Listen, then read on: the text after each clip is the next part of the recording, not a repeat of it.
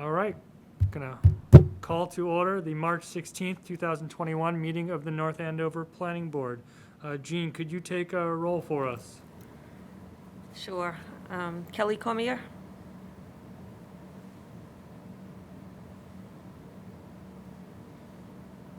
Can people hear? Okay, we'll try Peter Boynton. So I have my mute on, and I have my volume down. Right, well, this should be coming through here. Yep. Oh, hang on for a second. Okay, let's try it now. Okay, All right. okay, that sounds better. So we'll start with roll call. Kelly Cormier? Here. Eitan, turn your volume down on your computer. Peter Boynton? Here. Aaron Preston? Here. Kate Bagnesi? Here. John Simons? Eitan Goldberg? I'm here, and Mr. Simons and I are actually in the building. The rest are participating remotely.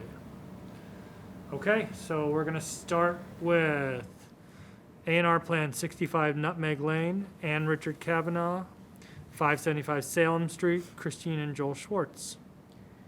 Okay, so this is a land swap A&R plan. 575 Salem Street is shown at the top of the screen here. It's a large lot.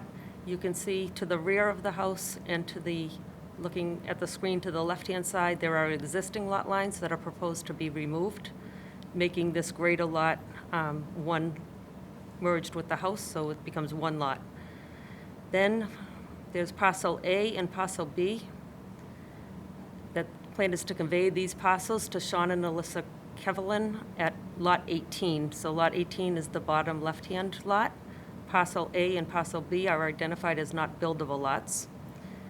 Parcel B is coming from 65 Nutmeg, which is the bottom right-hand lot, and parcel A is coming from the former 575 Salem Street. So we have notes on the plan. It is stamped by Jack Sullivan as the engineer, and it attests that the planning board's endorsement of this plan is not requiring approval under the subdivision control law, is not a determination as to conformance with the town of North Andover zoning bylaw. Okay, and is there sufficient frontage on the portion that is buildable lots? Yep, sufficient frontage and area for each of the lots. So we're not creating any more lots here, right? It all looks like it's giving somebody a little bit bigger backyard. Right, so parcel A and parcel B are being conveyed to lot 18, which is the lower left, it's 75 Nutmeg. So they're being created to be conveyed in the future, and they are identified as not buildable lots. So, and at the top, you said they're combining? So the top, what appears to be one parcel right here is actually, the house is on its own parcel, and there's existing lot lines to the side and rear. Those are going to be removed, and so this large piece all becomes one lot. Okay, got it. Okay. It's identified as Lot C. Yeah. Okay, does anyone have any questions or comments? Okay, seeing none, could we get a motion to approve the A&R plan and direct the planner to endorse it? I'll make such a motion. Motion made by Mr. Simons. Could we get a second? Aaron with a second. Second, okay. We'll do roll call vote. So what we'll do for voting, we'll do the people that are voting remotely first, and then John and I will vote. So let's start with Aaron. Yes. Peter. Aye. Kate. Yes. John. Yes. And I vote yes. So the A&R will be approved. Okay. I should have started our meeting with a little note, so I'm going to go back and do that. Pursuant to Governor Baker's March 12, 2020 order suspending certain provisions of the Open Meeting Law, General Law, Chapter 30A, Section 18, and the Governor's March 15, 2020 order imposing strict limitation on the number of people they may gather in one place, this meeting of the North Andover Planning Board will be conducted mainly via remote participation. Specific information and general guidelines for remote participation by members of the public and/or parties with a right and/or requirement to attend this meeting can be found on the town's website at www.northandoverma.gov. For tonight's meeting, Mr. Simons, myself, and Jean Enright are present at Town Hall, and the remaining board members are participating remotely. Members of the public who wish to watch the meeting may do so on their televisions by tuning into Comcast Channel 8 or Verizon Channel 26 or online at www.northandovercam.org. No in-person attendance of members of the public will be permitted, but every effort will be made to ensure that the public can adequately access the proceedings in real time. In the event that we are unable to do so, despite best efforts, we will post on the Town of North Andover website an audio or video recording transcript or other comprehensive record as soon as possible after the meeting. If the public would like to participate in public hearings, please email your question or comment prior to or during the meeting to Jean Enright at jenright@northandoverma.gov. The question or comment will be read during the proceeding and responded to accordingly. And for anyone who's watching or listening, we're going to do a continued public hearing on 3 Great Pond Road. We're going to talk about the zoning bylaw articles that are proposed for town meeting. We're going to do some new public hearings, 0 Beechwood Drive and 419, 435 Andover Street. And then we'll go into a discussion item on Royal Crest, where we will go through comments that we've received relative to traffic, and we will get some responses that have come in from MassDOT, as well as discussion of those comments with our peer consultant, as well as with the applicants. So that's our schedule for tonight. Okay. 3 Great Pond Road, Elaine Finberry, application for site plan review, special permit under Article 8, Part 3, Article 10, 195, 10.7 of the North Andover zoning bylaw. The applicant proposes the creative reuse and conversion of the Grange Hall in the Old Center to 3 residential units, construction of retaining wall, stormwater management, and creation of associated parking spaces. No exterior alterations are proposed. The parcel is located within the residential 3 zoning district. Again, since this is a public hearing pursuant to Governor Baker's March 12, 2020 order suspending certain provisions of the open meeting law, General Law, Chapter 38, Section 18, and the Governor's March 15, 2020 order imposing strict limitation on the number of people that may gather in one place, this public hearing of the North Andover Planning Board will be conducted by remote participation. Specific information and general guidelines for remote participation may be found at the town's website at www.northandoverma.gov. For this meeting, members of the public who wish to watch may do so on their televisions by turning to Comcast Channel 8, Verizon Channel 6, and may go online at www.northandovercam.org. No in-person attendance of members of the public will be permitted, but every effort will be made to ensure that the public can adequately access the proceedings in real time. In the event that we are unable to do so, we will post on the Town of North Andover website an audio or video recording, a transcript, or other comprehensive record of proceeding as soon as possible after the meeting. If any members of the public would like to participate in this public hearing, please email your question or comment prior to or during the meeting to jenright@northandoverma.gov. The question or comment will be read during the proceeding and responded to accordingly. So Jean, why don't you get us started as to where we're at, where we're going, and what we're going to hear tonight? Yep, so if you can bear with me a little bit, this application is somewhat unique, and at least in my tenure for 10 years, I have not had a residential adaptive reuse permit before the planning board. So that is what this application is proposing. It was opened by the board on November 24th, 2020, with no evidence heard. Since then, it's been continued every night till tonight. The ZBA also had an application opened in November, which was continued up until March 9th. Based on that feedback at the first ZBA hearing, the applicant has submitted a revised plan for review tonight. The zoning board did grant a variance on the drive aisle width of 11 feet, and they granted the special permit for residential adaptive reuse. Given that they've approved it, the applicant is now required to come before this board for a site plan review special permit.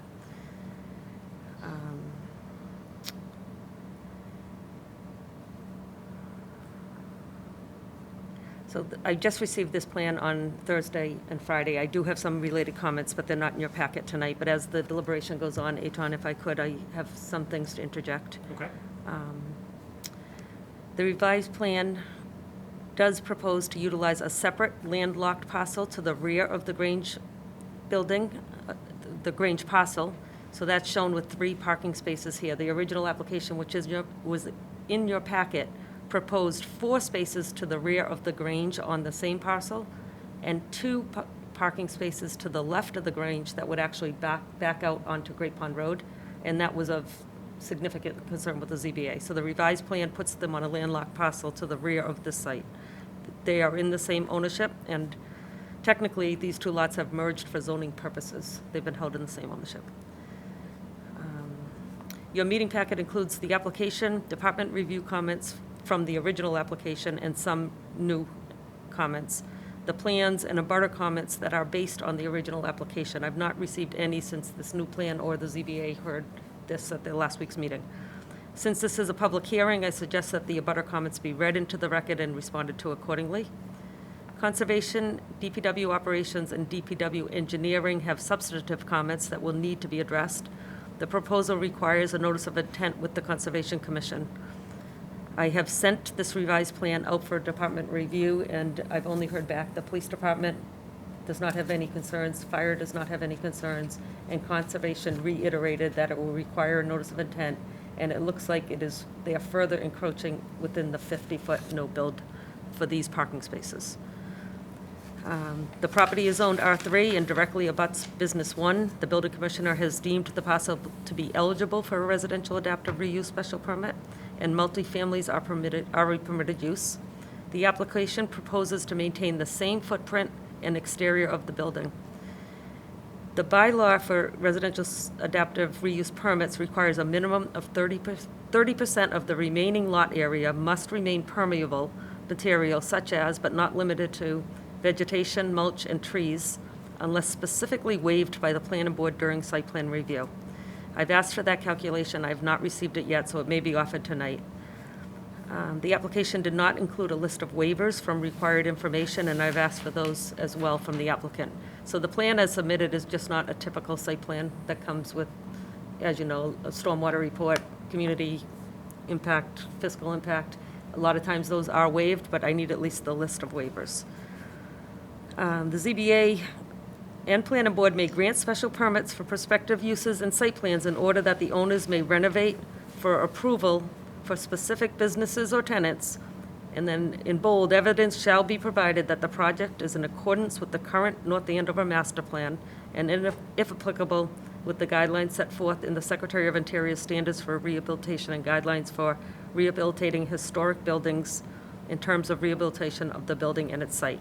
And so with that in your packet in the staff report, I've kind of laid out excerpts from the master plan and from the housing production plan that I think speak to what the applicants are trying to accomplish here. So I won't read all those. They've been in your staff report a number of times now as this has been continued. Okay. So why don't we do this? Why don't we hear from the applicant, and then I'm going to, after they give us kind of an introduction about the project, after that, I'd like to read the abutter comments that have come in, to go over those and see which ones are still applicable, which ones are sort of have been, maybe have been addressed by the change in plans, and then we'll do questions or comments from the board. Jean, will you agree that, I mean, we're certainly not acting on this tonight. We still have Right. department reviews, we have some changes, amendments to the plan that need to be made, and the ZBA needs to kind of get a final say. The ZBA has issued their special permit and the variance. So they've made Oh, it they through have, the okay. ZBA, which allows them to come to you. Okay, great. And they will need to go to conservation, and they'll need to go to the historic district, the Old Center Historic District as well. So are we the next stop? Yes. Okay, so we don't have to wait for a minute. Do you know if there were any abutter comments made to the ZBA? I believe they were. I believe the similar comments went to both. Okay, so yeah, it'd be good to see if there were additional comments that were submitted that we could just make sure that they've been addressed. Okay, so why don't we hear from the applicants then? Good evening, Attorney Andrew Caffrey. I'm a local attorney representing Lainey Finberry, who's the developer who has a background in historic preservation. She's on the screen over the name Kenneth Lindauer. We also have Tony Capicetti from Hayes Engineering, who's the engineer on this project. With Jean's background, I don't find this a whole lot for me to say. This has been pending for longer than we like, and we apologize for the various continuances and stuff. But as Jean said initially, it was designed with a circular drive around the whole building and 2 parking spaces on the top end on Great Pond Road that would have backed out. The zoning board had concern about that, and they asked us to reconsider. And we realized that part of the purchase and sale agreement that Ms. Finbury has with the Old Center Realty rather, includes a back rectangle of land, which we just sort of thought was a throw-in. But in fact, that may provide us the solution to this. So as you can see, we now are proposing nothing to the left side of the building. The pavement that is there will be removed, which is good because that is immediately adjacent to wetlands, and you can see the steep slope on that side. There will be a driveway to the right of the building that will access 3 parking spaces behind the building on the main lot, and then 3 spaces in the rectangular lot that's out behind. As Jean said, the zoning board granted us a variance because the neck between the building and the property line at the street is only 11 feet, and I forget it was 18 or 20 was required. So we do have a variance from them for that, and we do have the special permit for the creative reuse. So we're now before the planning board. The site is small, and it's immediately adjacent to wetlands and on one side and commercial uses on the other. We think that maintaining the current structure is really the only and the most appropriate use of the land. If this structure does not continue on, then there frankly is no use for this land with the small size and the wetlands and so forth. The Grange building is a sort of iconic building, I believe, just out of the old center.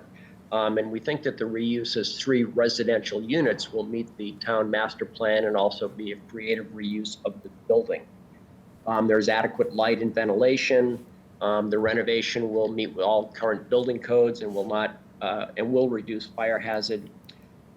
Located where it is next to the old center and the town common and near the recreational center, there are adequate transportation, municipal services, and recreational services for the 3 units. As I said, it's a unique structure, and we think the preservation will enhance the amenities to the town and also put another structure on the tax rolls. As Jean said, we have additional work to do beyond the planning board. We have to deal with conservation, and we have to deal with, I think, historic preservation. But that is something that Ms. Finbury is willing to do because, as I said, she's in the business of historic preservation and thinks this is a wonderful project and will be a real asset to the town if we can get approval from all the boards that we need. 6 cars or 3 units in this location we don't think will strain the services around there. Great Pond Road, as you all know, is a fairly busy road, but we do have the Rotary and the old center right next door. So we don't think it will adversely affect the neighborhood. Clearly, there's adequate water and sewer. And so we think that as proposed, it is a good project for the town and will creatively reuse a structure that otherwise really has no use. We understand that we have not met all the requirements for the planning board at this time. As I said, Mr. Capichetti is on board, Paul, and we've kind of moved pretty quickly. We're just before the zoning board last week when we got approval there. And so he has been able to put this together, but we understand there are additional requirements that the planning board will require, and we're ready to comply with those. But we thought that at this point it made sense to at least move the project forward so that you can see what it is we're considering. We also understand you have a very busy agenda tonight, so if we can get some input from you and some direction, then we're happy to continue to the next meeting. Thank you. Okay, and these are it looks like from the plans, this is 3 3-bedroom apartments, is that right? Correct. Okay, great. So I think the plan shows 3 to 4 bedrooms for level, well, there's a basement, there's 1 and 2. So 1 and 2 have 3 to 4 bedrooms shown, and the basement has 3 shown. If I remember correctly, the basement is 1,642 square feet, and the other two, I could be wrong, but 1,950 square feet. Yeah, I So saw they're three good bedrooms size. labeled. One bedroom, 2 bedroom, 3. Oh, and there's another one that says bedroom/office. Yeah. Right, gotcha. Okay. Um, okay. I mean, it's hard to find places to use this particular bylaw, so it's, if it's gonna be anywhere this kind of location and making it a small kind of, small number of units seems to be the really appropriate way. Are they gonna be condoized? We expect that, yes. Okay, so why don't I read the comments, the abutter comments, and then Attorney Cavary, you can let me know if you think those still apply or if those still need to be addressed. That would be helpful. So let me do that. Hold on. Okay, we have 4 abutter comments. The first one came in Saturday, and again, all of these were before these revised plans came in. First one, November 14th, from Michael Gramley. Dear Planning Board, your discussion about the proposed development of number 3 Great Pond Road should involve the United States Post Office. Carriers who would be tasked with delivering mail to that address on a daily basis are already wondering where they would park and walk. Again, it is a question of safety during fair weather and foul. Is anybody else having, night and day. Eton, is there's anybody a lot else of having trouble? feedback. Yeah, there's a lot of feedback right now. It's very hard to hear you, Eton. I'm not sure if that's what's going out as well. Yeah, it's unintelligible, Eitan. Okay, try again. You're on 2 screens. Ooh. Okay, There's someone else trying Yeah, to can- talk. Can everyone go on mute?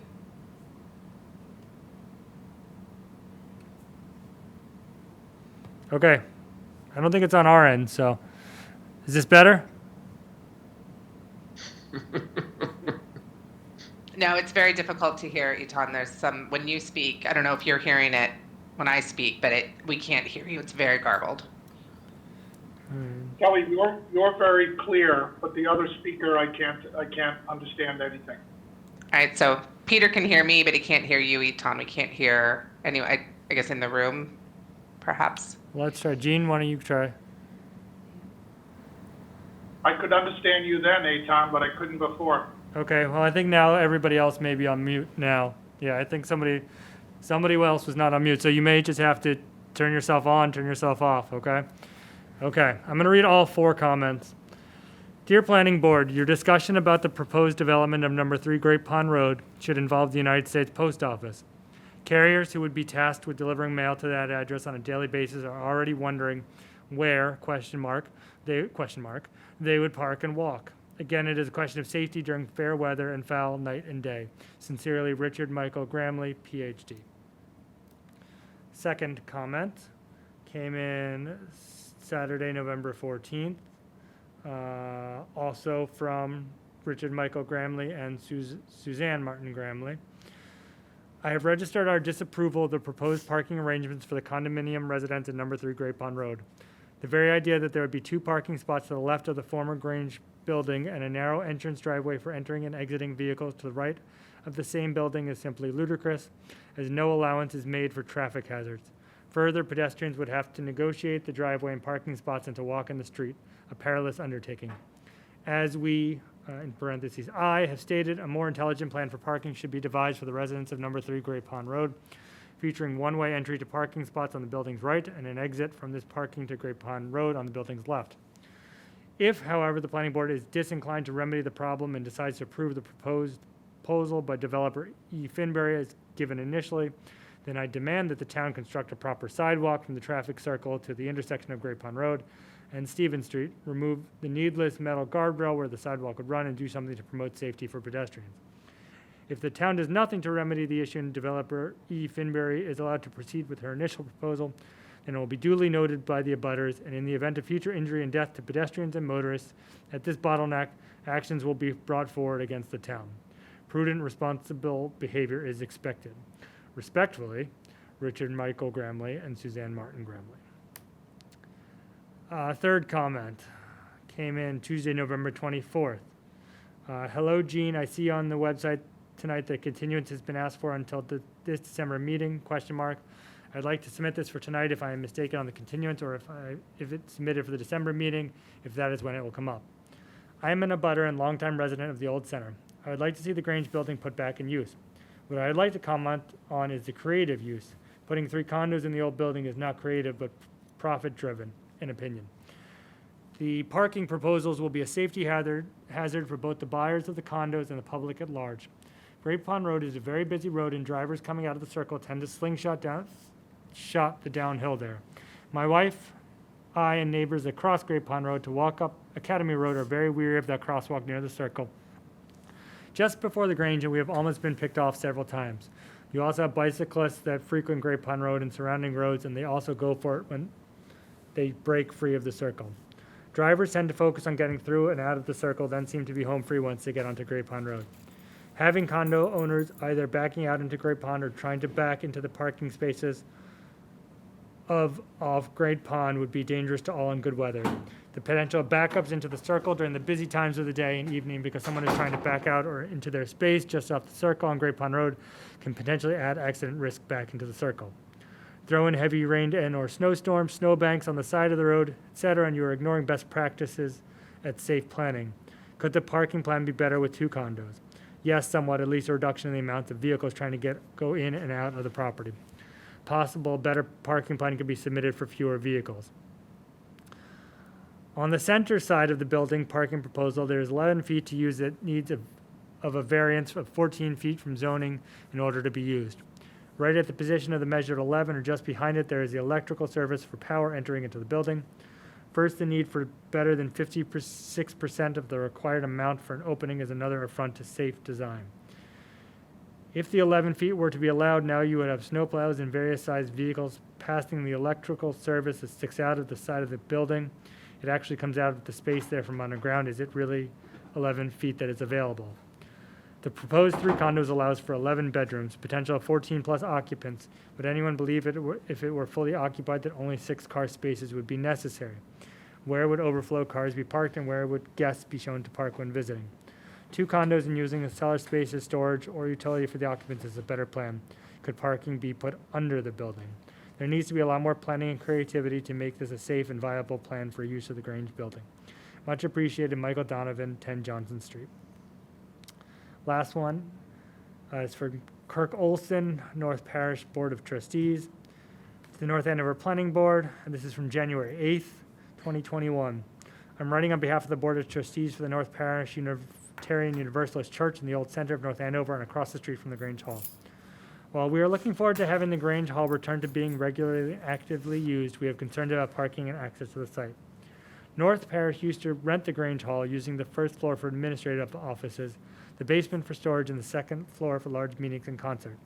It is difficult to get in and out of the driveways that straddle the Grange Hall given its proximity to the traffic circle at the terminus of Great Pond Road. We look forward to having both the vehicular and pedestrian access to this parcel addressed in a safe way. Okay. So, why don't I turn towards, why don't I go to the applicants? Attorney Caffrey, why don't you tell us how these concerns have been addressed in the new plan? Regarding the post office, I'm not sure. That's a new one I haven't heard of before, but I'm sure the applicant is willing to talk to the local postmaster to see what can be done to ensure the safety of postal carriers. In terms of parking, several of the comments were based on the initial plan showed the backing out. That's, as I said, we took the ZBA comments to heart and recognized they were very valid, and we eliminated the backing out, and we've now created the parking behind the building. I mean, traffic is traffic. It's difficult. If the building is going to have any use, there's going to be some traffic coming in and out of it. At the zoning board, we also heard the question about, well, what about 2 units? And then the question becomes, well, what about 1 unit? The reality is that it's a lot of space, and anything less than 3 units just doesn't make sense financially. I mean, one woman said that it's profit driven, and I suppose to some extent it is. Otherwise, why does anyone sort of get out of bed in the morning? Elaine Finbury has a real eye for and a very strong concern for historic preservation, and that's really why she's taking this on, not because there's a profit in it. She doesn't know if there's going to be a profit in it, but she thinks it's an important building for the town, an iconic building that's been there forever. And if this use isn't made of it, the building's been for sale for a number of years. And, this, we think, is really the only realistic use of it for the 3 condominium units. It's not a perfect plan, it's not a perfect use, but we think that based on the trade-offs, that this plan makes sense. I think that, traffic is a concern, but I do think that to some extent its proximity to the rotary helps, because traffic coming into the rotary has to slow at that point, and traffic coming out of the rotary is accelerating, but it's not going at the speeds you would have on Great Pond Road. It may be that Mr. Capichetti has some input on this, and he may have some comments about sight lines and speed and so forth. Okay, that would be Thank great. you. Tony Capichetti with Hayes Engineering, 603 Salem Street, Wakefield, Massachusetts. So the original plan was to basically maintain the existing curb cuts as they were. We were trying to be sensitive to the 50-foot no disturb, try and use as much of the existing pavement as possible. And based off the feedback, we looked at a number of things, doing a one-way direction kind of travel around the building, which again, it put us right on top of the wetlands. We're trying to balance between 3 boards here, plus the historic preservation. What we have is essentially an 11-foot wide driveway that has been in use, that's perfectly viable width for one direction.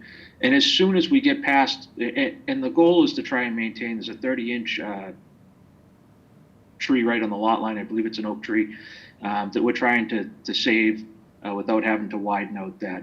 We think that tree kind of provides a nice aesthetic along the streetscape, that you don't just go and buy a 30-inch tree. So we're trying to deal with what we have for access and egress. And my gut tells me, as far as what's going on for traffic and difficulty there, it's a small use. You're looking at 3 units. We're accessing essentially on the other side of a telephone pole from where the hay scales, or what used to be the hay scales dumpsters are. Dumpsters pick up once a week there. They stick out into the street. It is a fairly slow operating speed once you come off the rotary. You're down to 15 miles an hour at the rotary. By the time you get up to the building, you're at maybe 20 miles an hour. We do have adequate sight distance in both directions. The building is close on the right-hand side. However, you're looking across lanes, so that helps open that sight distance up. And then you can see clear to the rotary to the left. So we do feel it's a safe configuration. We're trying to minimize the amount of impervious on site. We're essentially retaining a volume equivalent to the increase of pavement, the 100-year storm. We're just taking that whole volume and putting it underground. So Ms. Finberry's been very responsible in her goal to develop this, and it's more of a project to maintain a structure with an adequate use and keep a historic property versus a purely profit-driven enterprise. Okay. Why don't we take questions or comments from board members, and then Gene, if there's anything we haven't hit or that you think we need to hit, I'll come back to you. So let's do remote members first. I'll start with Kate. Any questions, comments? Nothing right now, no, thank you. Okay.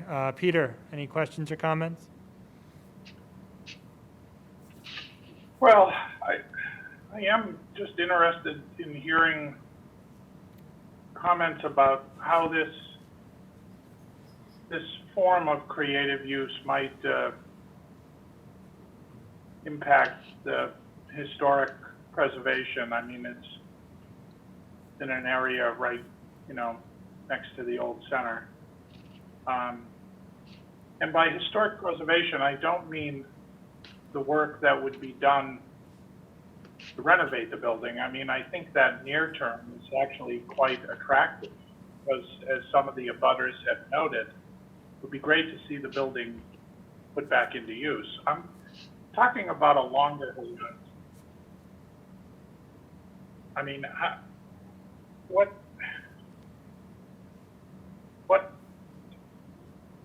do the applicants think this sort of method of use will, might have, you know, many years in the future with a multiple residents in this area near the old center? And I mean, how should we think about that? If instead of thinking about the near term, we're thinking about, you know, well out into the future, how will this preserve the historic character? I just have some questions about that, and I'd love to hear some thoughts. We've heard a lot of different aspects here. I give the applicants credit for really working on some creative approaches to parking and egress and exit. And what are the thoughts about the long range historic preservation with this type of use? I think I'm a little baffled by the question, but I think the answer is that the structure, the frame of the structure will look the same 100 years from now as it does now. It's not going to be a meeting hall for the townsfolk or the Grange, but you will still have the same structure visibly. I mean, it's much like any of the other creative reuses in town with the mills and stuff. You don't have manufacturing going on, but you have offices, but you still have a brick building with the big windows and so forth. So I think in terms of historic preservation, there is no future use of this building as a meeting hall. Yeah, I would make an observation as well that while it would be nice that in the ideal world that a use similar to the Grange use could be achieved in the future, it's not likely to happen. And I think one of the huge advantages, Peter, that I think contributes to the preservation is that you will have 3 owners with skin in the game who will have likely the financial wherewithal to maintain the property. And the problem is if it's in an institutional ownership for a use that's marginal, I think you're going to get less preservation and maintenance of the property. Also, just as an observation, years ago I owned a condo in Providence that was built on a similar theme. And, you know, it was very similar to this. And it actually, I think, is sort of a win-win situation because we provide additional housing, but we preserve the buildings for the long term. I guess the one thing I would like to see tied to that is that there be some sort of formal easement that the external part of the property cannot be changed in the future. So I was going to ask Gene about that. If it's got to go to the historical commission, do we need to put in a condition? Does it hurt to put in a condition?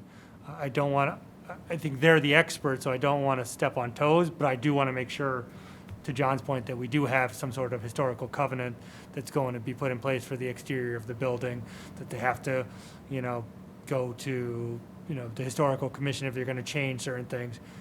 As long as we know that's going to be done somewhere, I'm comfortable. I just don't know if that's with us or if that's with the historical commission. Yeah, certainly if they're going to make any exterior, they'd have to go to the Old Center Historic District, but let me reach out to their chair and get his thoughts on that. I mean, in general, I think obviously there's a part of this that extends beyond our immediate mandate, but I think as properties move around in the Old Center and get sold, you want to have some permanent protections with them. And if you think about it, for example, with the church, where CPC did fund the steeple work, there's actually a historical preservation restriction on that provides real value to the town.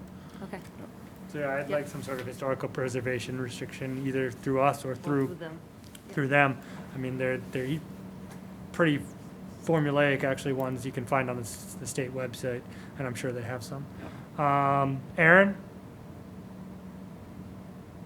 Yeah, I have a few questions. I'll just get them all out there and let the applicant respond accordingly. So first of all, this plan that I'm looking at, 210310 revision 3 Great Pond site plan PDF is It's not terribly descriptive in terms of the work that will be done. I see the 3 parking spots in this little rectangular offshoot piece of land. Looks like there might be a retaining wall there, so I'd like the applicant just to explain the extent of work that will be required to build out those 3 parking spaces and any other site work on site, given that it's close to a wetland. My second question is, I know I walked by this building a couple of months ago. There's a building permit in the window, and I didn't know if that was related to this project or a prior project. It looked pretty faded. So I just would like some clarification on that. And then I had a last question. I can't actually remember at the moment. Oh, site lighting. I was wondering what, in terms of the parking area, what is there going to be any kind of site lighting, and what would that look like? So, again, Tony Capichetti, I can handle the technical questions. The work at the rear, yes, we are proposing a retaining wall. It's not exceedingly tall. At its highest point, it's 4.5 feet. That would be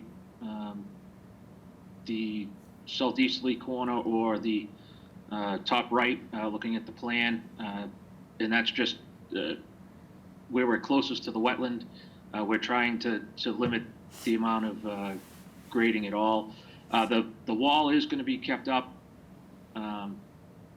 to kind of act as a curb, about 6 inches, and we'll have an integral guardrail in the wall. So it starts at 1.7 feet or 1.8 inches. It rises to that 4.5 feet. Then it drops back down again as it comes into the lot to 2.2 feet.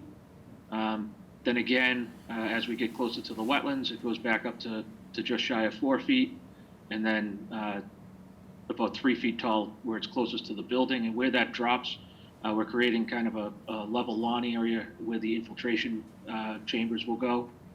So we're trying to minimize the footprint of this development. When we're done, the total impervious area increases by 826 square feet on the site. So we're going to remove everything that we don't need for pavement and kind of focus it onto that parking area. It will go to a storm scepter for pre-treatment before going into those infiltration chambers. And again, we're not relying on any infiltration. We've just set them up that they will be able to store that volume from the increase in pavement and then slowly dissipate it off to the wetlands. It'll, should they get inundated, there's a catch basin rim set 3 inches above the grass, and it'll bubble up through the catch basin rim and run down the slope. When we go to conservation, we will discuss with them. There is some erosion on that slope. However, it's within the 25-foot no disturb, and we're going to discuss with them about possibly putting some matting and some seeding to stabilize that slope for the long term. In the site lighting, we can provide a lighting plan, but our thought was just essentially illuminating the doorways and not having any structured parking lot lighting to the rear, because it is a pretty small residential use. We want it to appear similar to the historic use and not have parking lot lights or the like, just enough to find the 2 doors to the facility. The building permit I can't speak to, so I'll let either Mr. Caffrey or Ms. Finberry discuss to it, but to my knowledge, there are no permits on the property. Yeah, we know nothing about that. That must be old, particularly if it's faded. Okay. John, any additional comments other than what you've mentioned so far? No, I mean, I think the fact that the parking on one side is gone is actually a plus. I think it'll look better, it'll be safer, and it'll protect the wetlands. So I think that's a good idea. So. I agree. I think that you guys have made some good changes. So it was good to get the abutter comment you did early on. It was good to get the ZBA comments you got and to be able to make changes. I can say from my own experience, I owned a condo in Everett, which was in a school building that was reused and became condos. And it felt like a school on the outside. It felt like a school building on the inside until you got into your, into your units. And that's what I'm envisioning here. And I think that's the best way to keep some of these old buildings from either falling into disrepair or non-use, is to try to find something. It's not always going to be what it was in terms of use, but it gets the most out of an old building. I would like to see, and maybe a little bit outside of our jurisdiction, but I'd love to see a plaque saying, what the building was used for and when it was turned into condos and something like that. That just might be a nice historic touch, but that's probably outside of our role. But okay. Jean, any additional comments to address? Yeah, so just to be clear, the 3 parking spaces on the existing site, that currently is not pavement, right? You're proposing to pave those 3? That's correct. If you look where the 99 contour kind of cuts back towards the building, you'll see a gray dashed line. That is the extent of the existing pavement. So we are adding pavement to the rear, but then we're taking out the walkway that goes around the back of the building and all the pavement to the left-hand side of the building. And So is it I know the plans is it also are a proposed little basic. I'm sorry. Is it also proposed I was gonna pavement say- for the 3 spaces in the new lot that's being added? Are those paved as well? Correct. Okay, so Correct. Is there any detail on the surfacing on the plan? I didn't. So I was going to say, I know the plans are a little lacking. We wanted to take the opportunity to get in front of the planning board as soon as we got our variance, because we want to kind of develop the full site plan set, but we figured if we gave the overlay, we'd get the constructive criticism that we're getting now, Okay. and then finalize the plan set. We didn't want to just let this linger without giving the planning board an update. Okay, is the drainage plan the same as the original plan? Is the sizing all the same? The sizing's actually larger this time, because instead of looking at the infiltration rate, we said, it's such a small amount of increased pavement, let's just take the whole 100 and put it underground. And we're going to hopefully use that as some goodwill with the Conservation Commission for the work that occurs within the 50. Okay, so the elevation at the front corner of the building is 102, and to the rear of the parking area is about 94? So the 3...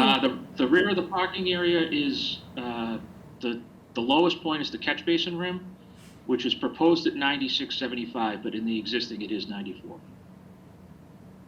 Okay, so the 3 spaces on the second lot, how would they get into the treatment? Are they just traveling over the land to the wetland?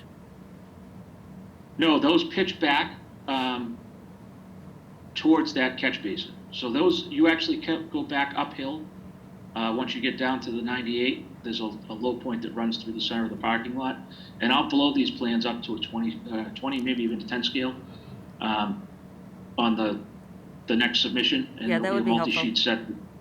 Yeah, no, and again, this was more, we wanted to get some feedback before we finalized everything. We were just excited to get through ZBA, and we figured, well, we had the momentum, let's get the planning board's input rather than drag this on Okay, and you'll add, multiple meetings. you'll add dimensions to all these spaces and aisle widths and, Yes, so you'll get an actual layout plan that shows the layout with dimensions on all the aisles, parking spaces, as well as walkway widths that are out there.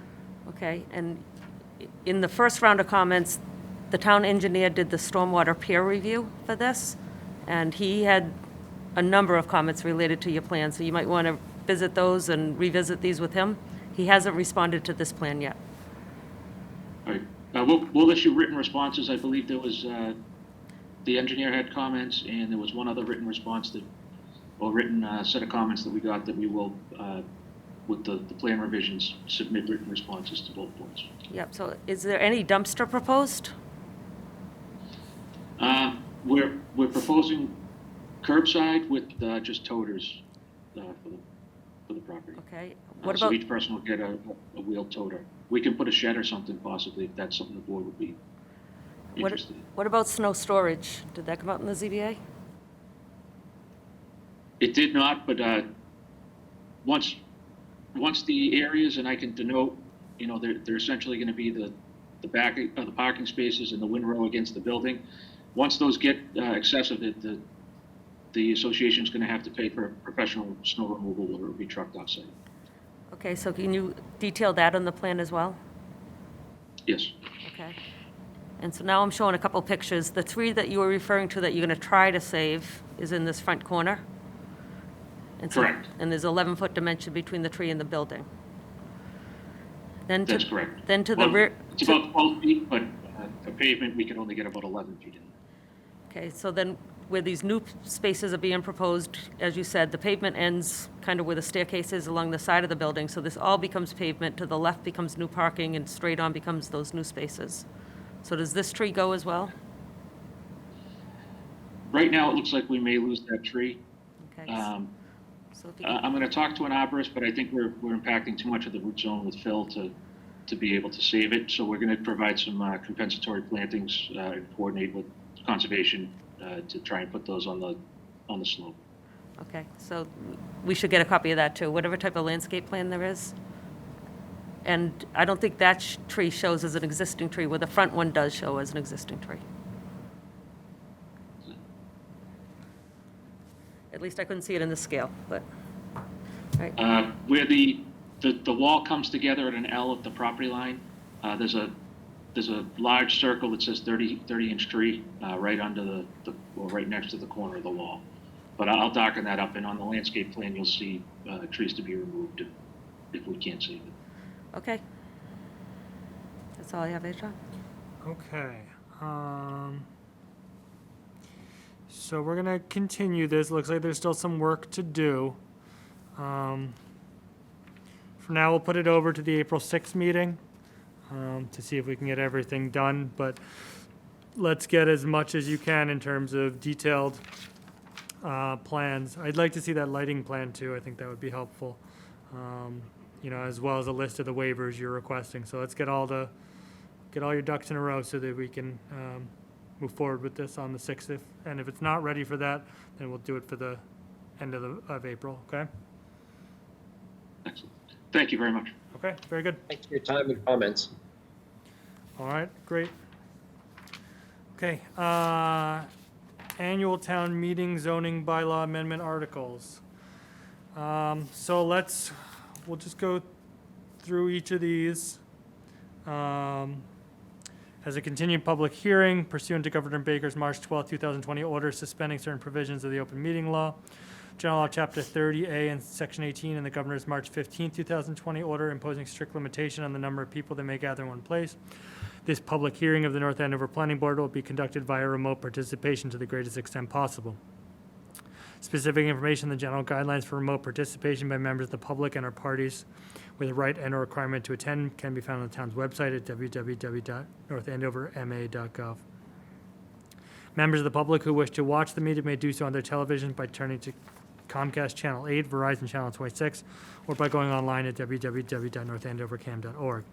No in-person attendance of members of the public will be permitted, but every effort will be made to ensure that the public can adequately access the proceedings in real time. In the event that we are unable to do so, we will post on the Town of North Andover website an audio or video recording, transcript, or other comprehensive record of proceeding as soon as possible after the meeting. If any member of the public would like to participate in this public hearing, please email your question or comment prior to or during the meeting to jenright@northandoverma.gov. The question or comment will be read during the proceeding and responded to accordingly. So I think what we'll do is we'll see if anyone has any comments on these, if we received any public comments on any of these. And my intention would be on the next meeting to vote on recommendations on all of them. Does that make sense, Jean? So this is the third public hearing. this is You the can- third? This is the third. You can, if you choose. I mean, there's no urgency by any means, but we've had no public comment on the first four warrant articles to date. The board has not made any proposed amendments to them. The sign bylaw is included here, and Suzanne Egan has reflected your concerns. Essentially, she struck off-premise signs from the bylaw, so That one is amended, and it's highlighted in your packet where amendments were made. Okay. Anybody have any questions or comments about the bylaws, the proposals? All right, so why don't, we've This had is our, Kate, I just have a, go ahead, yeah. the sign, bylaw, is there supposed to be an explanation section like the other ones have? That seems to be missing from the draft. There is, when I first presented that to Suzanne, she said we can add that later. Essentially, it'll be what's on the legal ad will be carried into the explanation. Okay, I just rely on that to summarize for me.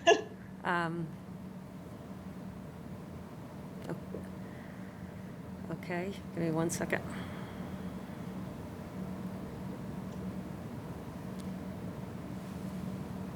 Well, if it's good with everyone, let's plan to vote on all of these in the next meeting. I just want to go through each of them one more time just to make sure that they're good, and then we're not in real rush, so we can do that. And we can add that maybe explainer summary for the sign bylaw. Yep. Okay, great. So that's what we'll do. Okay. Great, moving on then. 0 Beechwood Drive, the Stubelbein Company. This is a new public hearing. Application for site plan review special permit and parking reduction special permit. Under Article 8, Supplementary Regulations, Part 1, Off-Street Parking and Loading, Part 3, Site Plan Review, Article 16, Corridor Development District of the North Andover zoning bylaw. The applicant proposes construction of a self-storage facility. The proposed use will include a 3-story, 90,000 square foot building, 30,000 square foot footprint, with associated parking, landscaping, utilities, and stormwater management. The project is located within the Corridor Development District 3, CDD 3 zoning district. Again, pursuant to Governor Baker's March 12, 2020 order, suspending certain provisions of the Open Meeting Law, General Law, Chapter 30A, Section 18, and the Governor's March 15, 2020 order imposing strict limitation on the number of people that may gather in one place. This meeting of the North Andover public hearing of the North Andover Planning Board will be conducted via remote participation. Specific information and general guidelines for remote participation may be found at www.northandoverma.gov. For this meeting, members of the public who wish to watch may do so on their televisions, Comcast Channel 8, Verizon Channel 26, or online at www.northandovercam.org. No in-person attendance of members of the public will be permitted. Every effort will be made to ensure that the public can adequately access the proceedings in real time. If we're unable to do so, we will post on the Town of North Andover website an audio or video recording, transcript, or other comprehensive record of proceeding as soon as possible. If the public would like to participate in this public hearing, please email your questions or comment prior to or during the meeting to jenright@northandoverma.gov. The question or comment would be read during the proceeding and responded to accordingly. Jean, why don't you tell us about this, and then we'll hear from the applicant. Okay, so this lot is at the corner of Osgood Street and Beechwood Drive, so essentially across from 1600 Osgood Street. It is an undeveloped lot currently.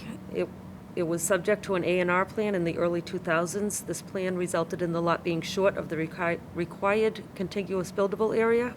The applicants have applied to the ZBA for a variance, and the variance was granted at the March 9th ZBA meeting. The project requires a notice of intent with the Conservation Commission. Their hearing opened on March 10th. The initial stormwater peer review comments have been sent to the applicants and are included in your packet. The applicant's waiting to respond to those until after tonight's meeting. The department review has been received from Health, Conservation, Building, Police, Fire, and DPW Operations. The proposal is subject to a septic system design and approval. The plans contemplate a future connection to the sewer once the system is constructed. The plans, the way the engineering team developed this, they considered it a corner lot which has 2 frontages, and therefore they show side setbacks dimensions on the 2 sides. So if you look at if you use Osgood Street for a front, essentially there's no rear on either side. He's aware that he'll have to revise those plans. The frontage is really Beechwood Street. It's the only frontage that actually meets the zoning bylaw. So Osgood Street, although he has frontage, it's not compliant. So he'll have to add a rear setback behind the building. I have not received any butter comments. And that's all I have to say. There's elevations that I think we should review tonight, and if the applicant wants to just lay out the plan. Who are, there's no residential abutting, right? I'm sorry. Is there No, any it's just other commercial parking? Yeah, right? so above this is CBD 3, and then it becomes residential on the other side of that one. Okay. I think you're ready for our presentation. Yeah, so is Jason going to present? If you could, my name is Duval, on behalf of the applicant, but Gene, if you could share his screen.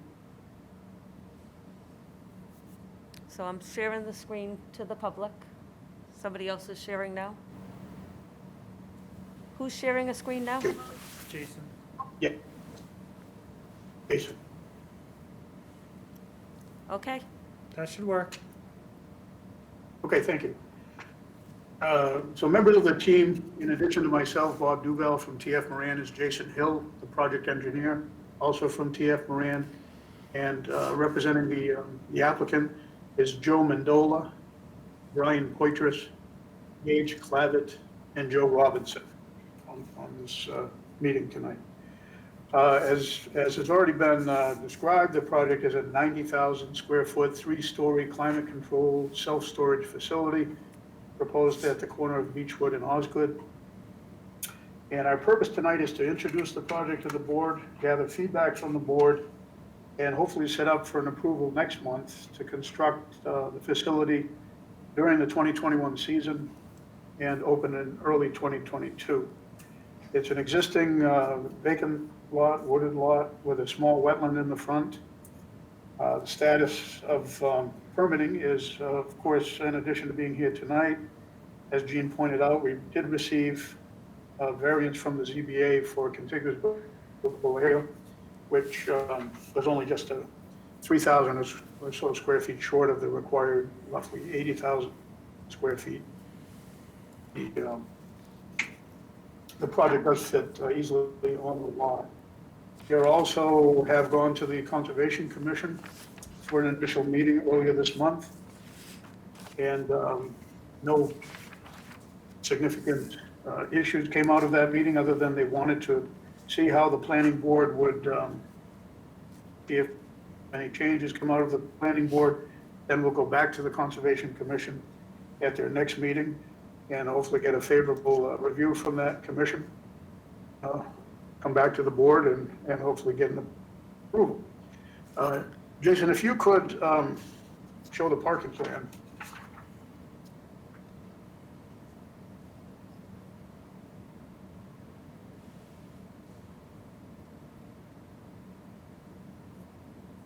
Thanks. Just zoom out to show the whole plan, please.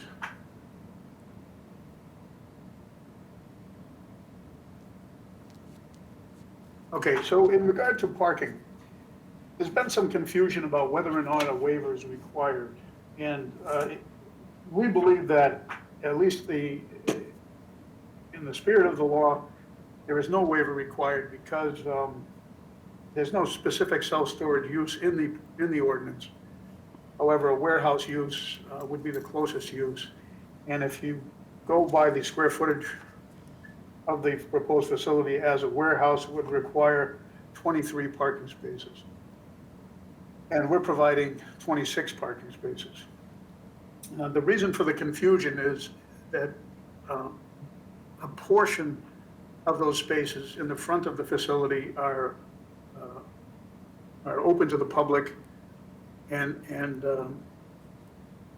ahead of the security gate. Jason, if you zoom in on that public parking area, you can see that there's 8 spaces provided there, 6 ordinary spaces and 2 accessible spaces. And those are for employees and people who are of the facility before they have access to the facility and the gate code and so forth. They would go park in the front, go to the office and make arrangements to rent the unit. Tenants of the building would have access to the bulk of the parking spaces, 18 parking spaces, 9 on each side of the building. That really satisfies the true parking demand. It's not the 8 spaces in the front. They're only used for prospective tenants, as just discussed, and the 1 or 2 employees in the office. Both of the parking actually. We're having a hard time hearing, hold on. We're having a hard time hearing you, so just, if anyone other than Bob can just mute themselves, please. Even if you plan to talk shortly.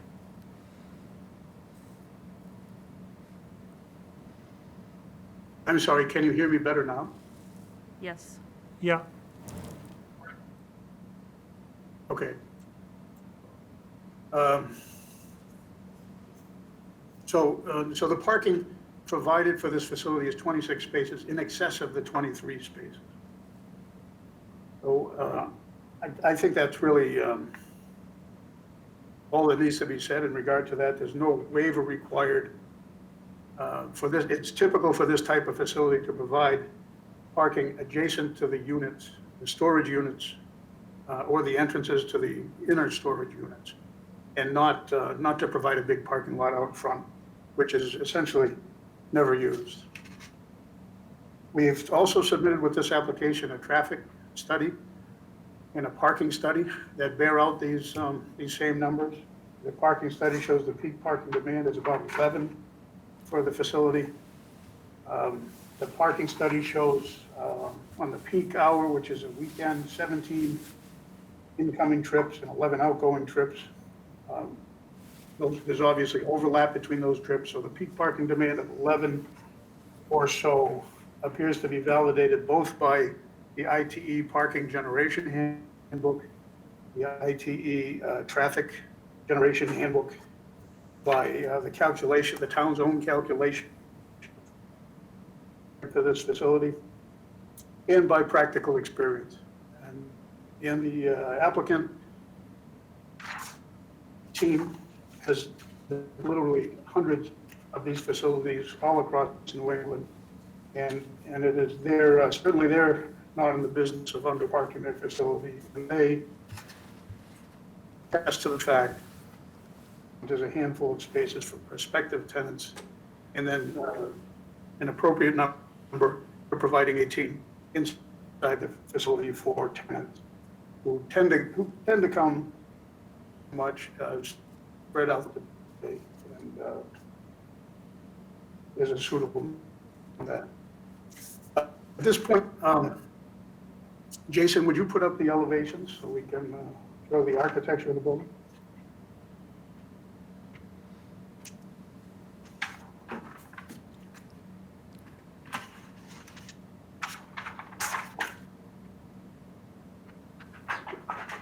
Now, this is a 3-story building, and Beechwood Ave slopes gently from Osgood Street up to the cul-de-sac in the back, where there's already some existing industrial uses at the top of the street and directly across the street to the west.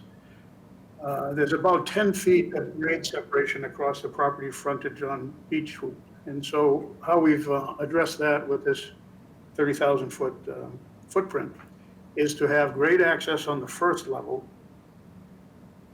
at the lower drive, and that's what you see at the bottom of the screen. It's actually best maybe at the top of this view. You can see the lower level parking area and office facing you as you come up Beechwood. And then there's a second upper drive which has grade access at the second level, and then elevator down to the first level or up to the third level. And that's the second level there. And again, you see the security gate at the front of the building and the office, that sort of signature office area, so that you know when you come to the building for the first time where you park and where you go into the building. Surrounding, including drainage and septic, I'm going to let Jason speak to. And then we'll get back for a discussion about lighting and landscaping, and that will conclude our presentation.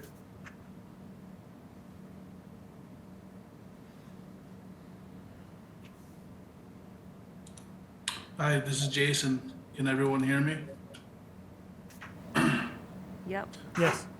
Okay, so I'm just gonna give you a really quick description of the drainage stormwater management system for this site. This is a fairly well-drained soil group.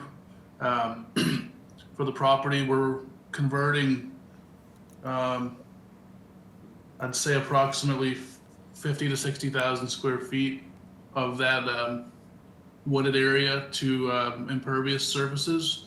A majority of that is considered clean. It's roof runoff from the roof. And then we have obviously the small parking and driveway areas, which have the pollutant loads. So the basis of design is to provide basically recharge everything up to and including the 100-year event.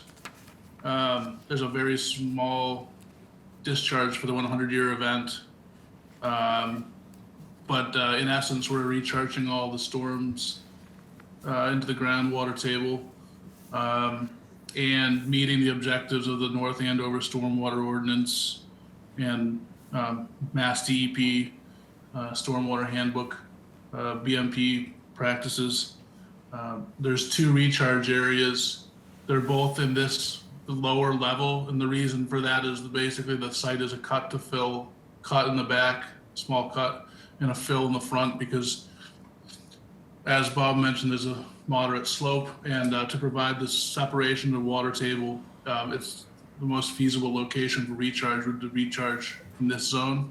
So there's 2 systems, really the lower system and the upper system, they're fairly equally sized, and those would be some type of a proprietary, like a storm tech type of chamber system they've been specified as, with a pre-treatment, a portion of that comprised of pre-treatment, and then, like I said, basically all the design storms are being flushed into the existing groundwater, or the existing groundwater groundwater table, excuse me. So we're meeting and reducing the amount of runoff that leave the site. There's 2 discharge points, a culvert underneath Osgood Street here, and then there's this sheet runoff that's directed towards Beechwood Drive. There's virtually no runoff directed towards Beechwood Drive in the post-development. There's no runoff directed at either of these discharge points. There virtually is 0. Otherwise, Bob had discussed the septic. This is a small, in terms of capacity, there's a limited amount of domestic wastewater that would be generated by this facility. One public restroom that is in the office. So we have a few employees. This is on the order of a house, or even less than a single family house as a generator. So we have some adequately sized systems in this upland portion of the site. That would be the primary, and that would be a replacement system. We've done test pits, obviously, to model these areas to ensure that we have capacity. And then we ultimately also have the potential in the future to, if the applicant desires to disconnect from the leach beds at a point of failure, or in the interim. Our past dealings with the Department of Public Works indicate that there's a potential municipal sewer line extension up Beechwood Drive that's in the process of design at this point. So as a part of this project, we're looking to basically provide a gravity sewer stub with the intention of, obviously future access, and then we have standard water, standard power, and natural gas service connections, which are detailed on the utility plans. So that's basically an overview of how that's all being handled. So I'll turn it back over to Bob. Okay, thank you, Jason. So leaving up this colored site plan, if you can zoom in on the disturbed area so we can get a closer view, you can see there's an extensive landscaping plan that includes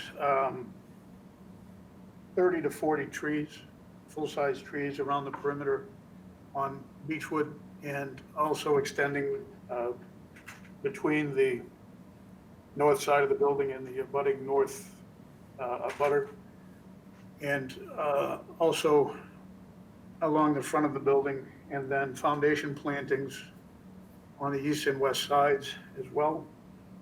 There's 156 different shrubs on this facility, so you can see it's a well-planted site and an attractive industrial building with some architectural interest. The landscaping is designed to have color in all 4 seasons, evergreens, and the border on the north side in particular is cedars and arborvitae to provide all-season screening. They're local native plantings and drought tolerant, so that will be there for the long term, and I think it makes for an attractive landscape plan. Lighting is essentially ordinary parking lot lighting on the order of 2-foot candles. There's 1 light pole at each entranceway, and then building mounted lights, adequate lighting, safety, security lighting in the parking fields. The hours of operation, the site is open to between the hours of 7 a.m. and 10 p.m. The office would be occupied during normal business hours of 8:30 to 5 or so. And of course, tenants would have access to the gate between those hours of 7 and 10 through a security code. And outside of those hours, the locks are essentially shut down. There is no access to tenants or to anyone through those gates after those hours, except for, of course, emergency personnel. There would be a Knox box system available, so they would have 24/7 access to the sides of the building. So at that point, I think we can stop our presentation and invite questions of the board. If there's anything you'd like us to explain further, we're happy to do so, and we'd love to hear your feedback on this plan so that we can hopefully get an approval the next time we come before you. Thank you. Are these units air conditioned? No, they're not. It's climate controlled, which is heated. Okay. And is there any equipment on top of the building?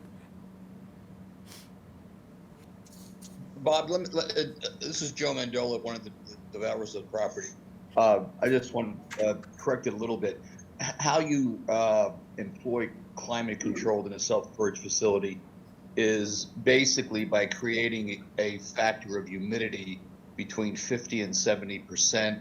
And you could either do that with a dehumidification system, but what we plan on using is a balancing procedure between heating and cooling. And with the heating and cooling elements, we're able to monitor the humidity to keep it within that 50 to 70% requirement. Okay. And so I guess the 2 questions that kind of come up with that is, are there large heating, cooling units anywhere on the property or on the roof? And what are noise levels like? Well, these are small-ish units, typically with this building, because there's not a lot of heating or cooling going on in the building. It's really just a tempering of the space. So I would say that these are going to be very low noise generators, and the plan is to put them on the roof rather than on the ground, being space on the ground being at a premium. Okay. Just in line with that, the picture of the roof that you provided looks to be a flat roof. Are you saying all the mechanicals are going to be in the roof and visible? I'm just trying to get a sense. Well, we haven't actually developed the architecture to the point where I know what size units and where they're going on the roof, but that is the intent, that they would be roof mounted. These are going to be very low profile units. Yeah, I mean, obviously your building's pretty big and they would probably only occupy a small amount of the roof, but I'm just trying to get a sense, is it going to occupy 10% of the roof, 20%, 5%? Do you need a parapet to avoid visibility of them? I'm just trying to get a context here. Well, again, we have a design, so I can't show you this is what it's going to look like on the roof, but 30,000 foot footprint. And I'm thinking you're going to have a half dozen units or so at the most, a very small percentage of that roof. The units that's going to be maybe 4 feet high, that roof evenly to work. And so the elevation of the building come down. You're going to have, there's a lot of trees both in the front, wetland buffer, and in the rear to the east. Existing wooded areas remain, a lot of screening on the north, and then new street trees on the street. And then with the building rising up, or as you're going up Beechwood, you're going to be looking up at the building. So I think you're going to see very little roof of that building. Hey, just to follow on with that, do you put all the mechanicals in one spot or do you put them in different spots? I'm sorry, we can't hear again. He's moved closer, John. It's very jumbled. If people could go on mute. Yeah, whoever's phone number ends in 89. Okay.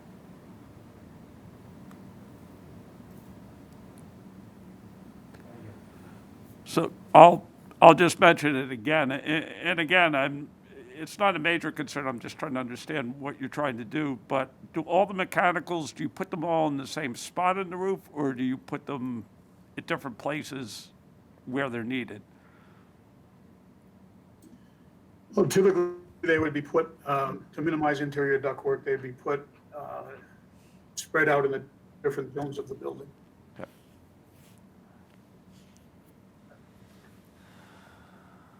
Okay, why don't we take other members of the board? Questions or comments? Aaron? I have nothing. Peter? Nothing, thank you, Eitan. Kate? All set, thank you. Kelly? All set. I did have John? a couple Yeah, other go ahead. questions. Gina, and this is maybe a little bit more for you. Remind me again of what's further up on Beechwood, what other buildings are there? So it's an office building just above it. It changed hands like only a couple of years ago, so I think it's more electronics, or at least it was electronics, but it could be engineering or electronics still. And then there's like a cul-de-sac to the left, and there's like condo units, so picture like townhouse looking. You don't see them from the road at all. I never knew they were there till you drive up there. So I think they're two-story, just kind of townhouse-looking office buildings. Okay. And the corner of it, if I remember correctly, microwave engineering, would they be on the other? Okay. Okay, that's fine. And do you know roughly, I know it's not close to any residential, but how far is it? Oh, this might help. Just like, where's the closest house? Again, I just want to sort of do the due diligence just to make sure. Oh, you had it. That was good. Oh. Okay, that's the thing in the blue? So it's Well, the big- proposed lot is where Jason's pushing his mouse now. That's the wooded lot that would be developed. Okay, right, yeah. And then the nearest residential would be to the upper left. Over here is the, can you scan back Yeah, there? it's 1,000 feet on the site. And there's other businesses closer to, yeah, okay. I just wanted to be sure, because our biggest problems occur when we have impingement on residential by commercial. Another question, again, this is sort of more for my edification than anything else. Would you have, like, I got your design, and it's clear you have a model, and it works well, so I'm not critiquing it by any stretch of the imagination. But do you have any pictures of what the things look like? I'm just trying to cross-check it to, there's another storage facility right down the street from where you are. It's probably less than a quarter mile away. And there's one other one. I'm trying to get a sense of what does it look like. If you had any pictures, it would just be helpful. Well, this is kind of a unique architecture on this building. You've got the elevation. We happen pictures of other self-storage facilities, but those up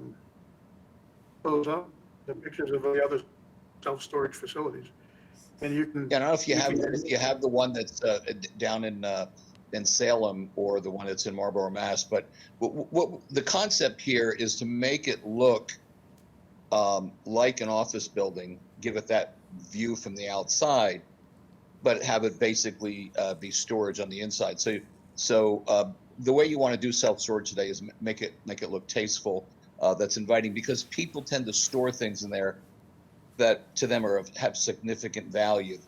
The day of the old furniture that doesn't fit in the living room, those days are kind of gone. So you're not, it's not like Storage Wars kind of units, if you will. Hardly, no.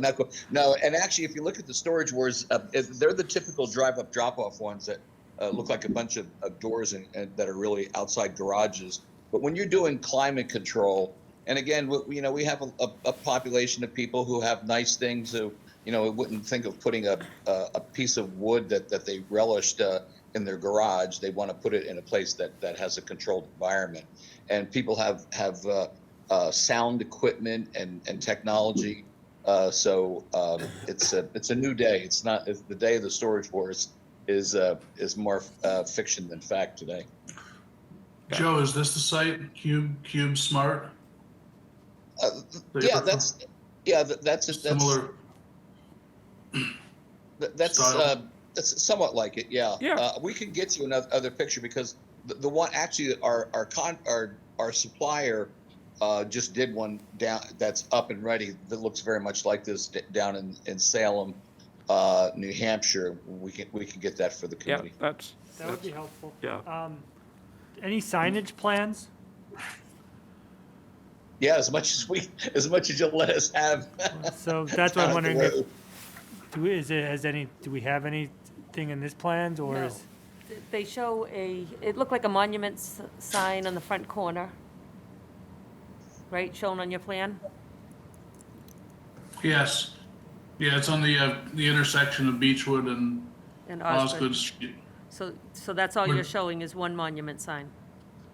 That's correct, with no D. We We didn't. really would love to have an electronic sign, but I don't think that's acceptable in the town. No. And if I could just circle back to the elevation, so the revised elevations that came in today, the file name was Norwood. So do you have a building in Norwood with the same elevations? No, that's the No. name of my company, the Norwood Group. Okay, Yeah. okay.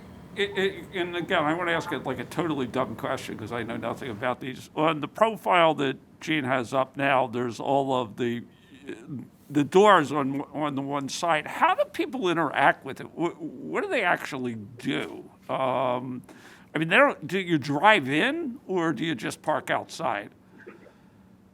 Yeah, that's a good question. No, you park outside of it. The entrance to the door is really technically your parking space, because whatever you're bringing there, whether it's in the trunk of a car or the back of a pickup truck, you're going to load it up to there as close to the door as possible, and put your goods inside the unit. Okay. So John, just to be clear, I think the parking was a little confusing. So there's 8 outside of a gate for daytime hours. The others are actually at each bay door. So on one side of the building, you back your truck up into it. On the opposite side of the building, it's parallel parking next to each door. Okay, that's what I wanted to ask, because I wasn't sure on the other side of the building. That was my other question is, I assume it has those open doors, but it's, as you said, parallel parking as opposed to head-end. No, I'm okay with that. I just didn't understand it initially what it was. So if I remember right, the yeah. aisle width shows is 25 feet, but it's really 25 less the 8, and still enough time for two-way traffic. But Okay. Gene, what work do we have left to do? So certainly we have department review comments from, I believe, Fire. Health is interested in how the rubbish removal will work, whether there'll be a dumpster on site. The stormwater review is in their hands, so we're waiting for them to respond to that. And as I said, the plans need to be updated at a minimum to show the rear setback. And if there's a dumpster, they'll need approval from the Board of Health, right? Yep, so they should be shown on the plan, it should be enclosed, and you'll need a dumpster permit at some point from the Board of Health. And the only other thing, snow storage for the site, did you dedicate space for snow storage? There's limited space for self-storage, snow storage on the site. There's plenty of space Yeah. for self-storage. I suppose you could snow inside. but- So that should be identified on the plan. When you revise it, you'll need to. Yes. And the idea is that, of course, there's not much pavement either, so, you know, if the snow storage on site is inadequate to handle the snowfall, it would be hauled on site. Yeah, I would just say, I'm sure the Conservation Commission will be interested in that as well, because of the impact to wetlands. So, Right. I'm surprised they didn't ask if they didn't.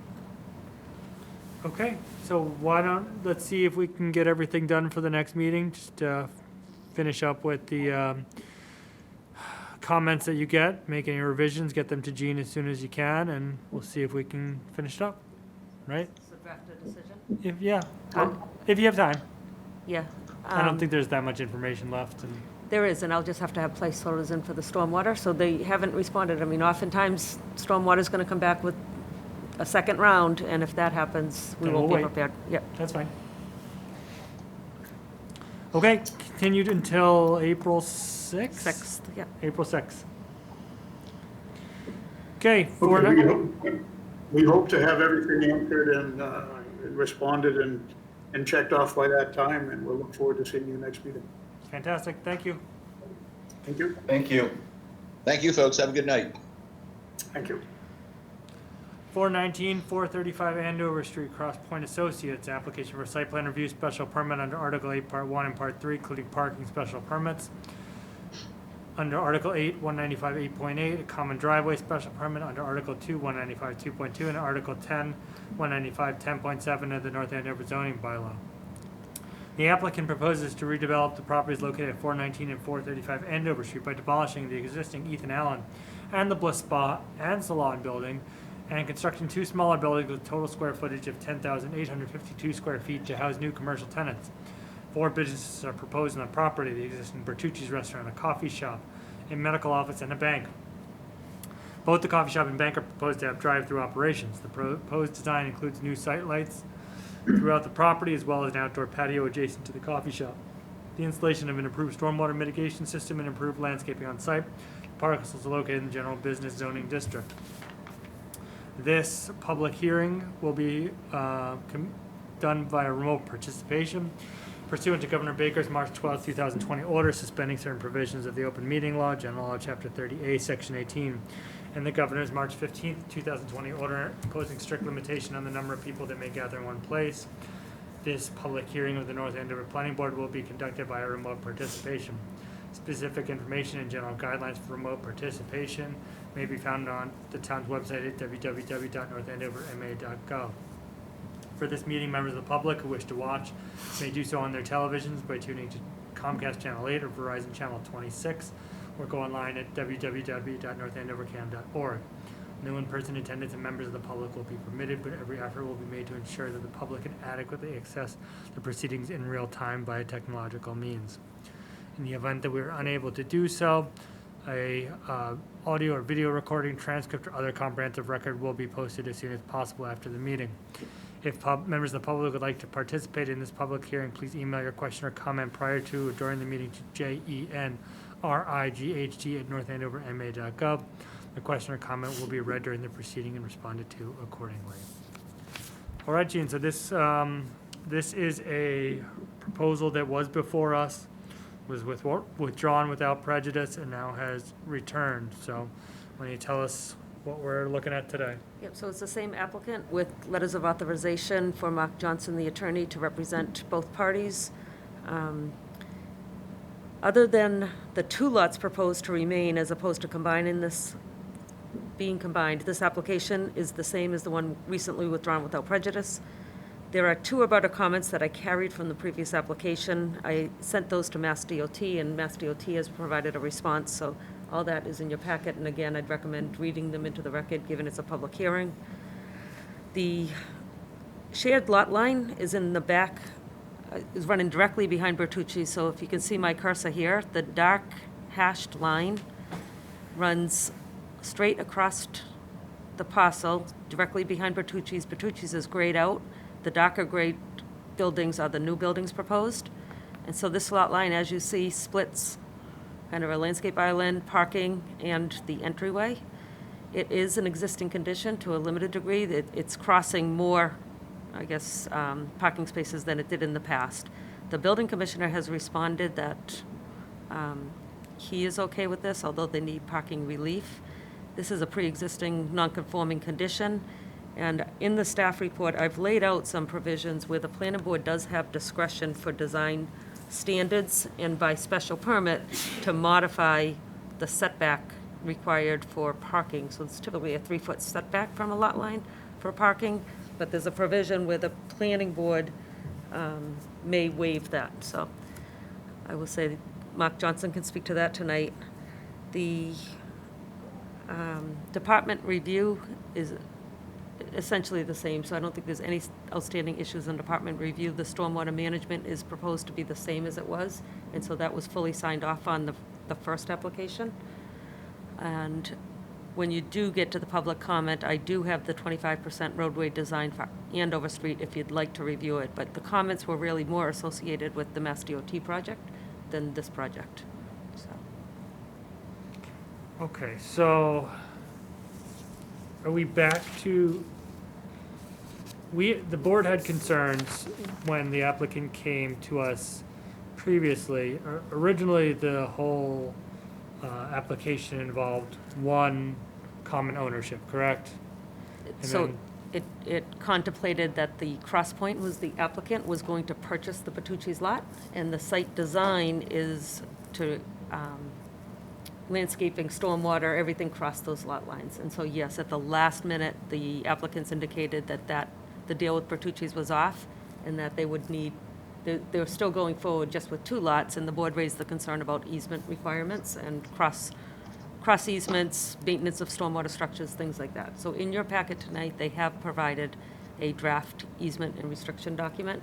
The initial pass did not include the stormwater management structures. I discussed that with the applicant. They sent a revised one in today, which is in your packet in red line, to make sure the provisions are in place for the stormwater maintenance. Okay, so we have one lot with easements, and everything is already ready to be approved as such. So that's one of the conditions we had was there might be easements and they'd put them in the future, but we already have the language, so that's good. Yep. Okay. And there's draft decisions in the packet, should you choose. You'd already gotten to a point where you were reviewing a draft decision and everybody said, I would have approved it Right. if you didn't change this. So I've updated them to reflect the cross easements, and they're contingent before a building permit to be recorded at the registry. So. Okay, so why don't we go to the abutter comments and Mass DOT's response, and then if anybody has comments on those or anything else, we can take them, and then we'll see if we're ready to close the public hearing.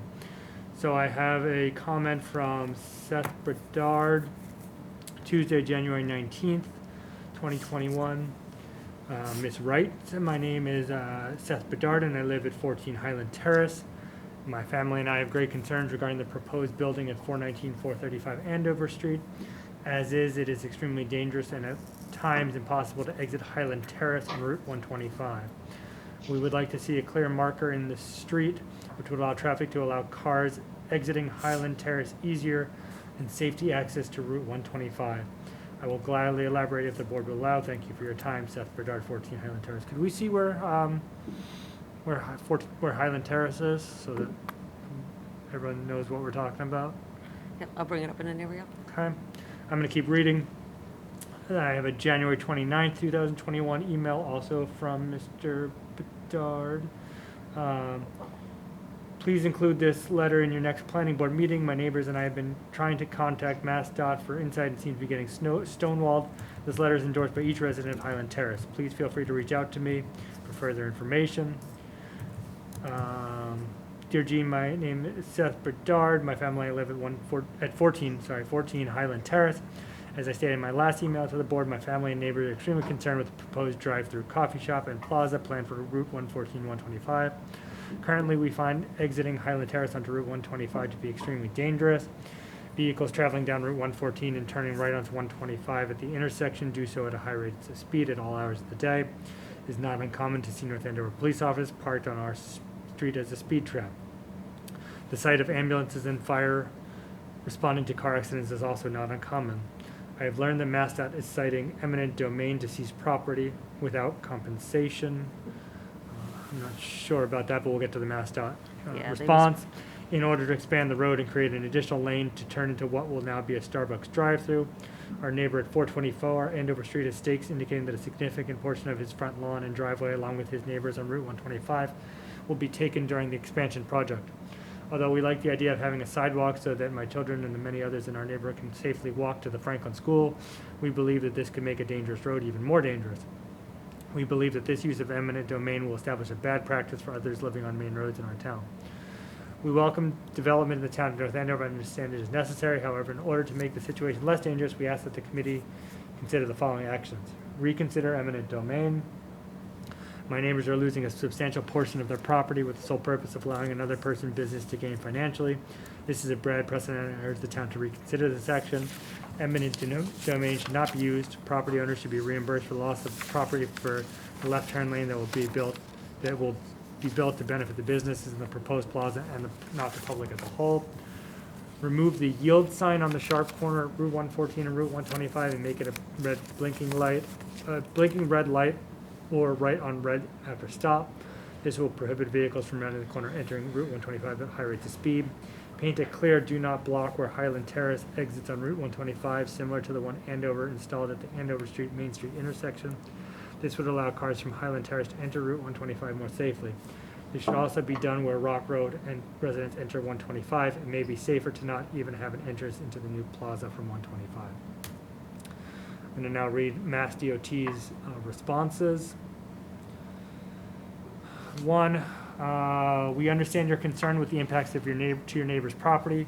Please note that the adjacent private development is a separate independent project from the Route 114 corridor project. The MassDOT project is proposed to make safety and capacity improvements at this location regardless of any redevelopment at the parcel in question, as shown in the attached plans from July 2020 25% submission.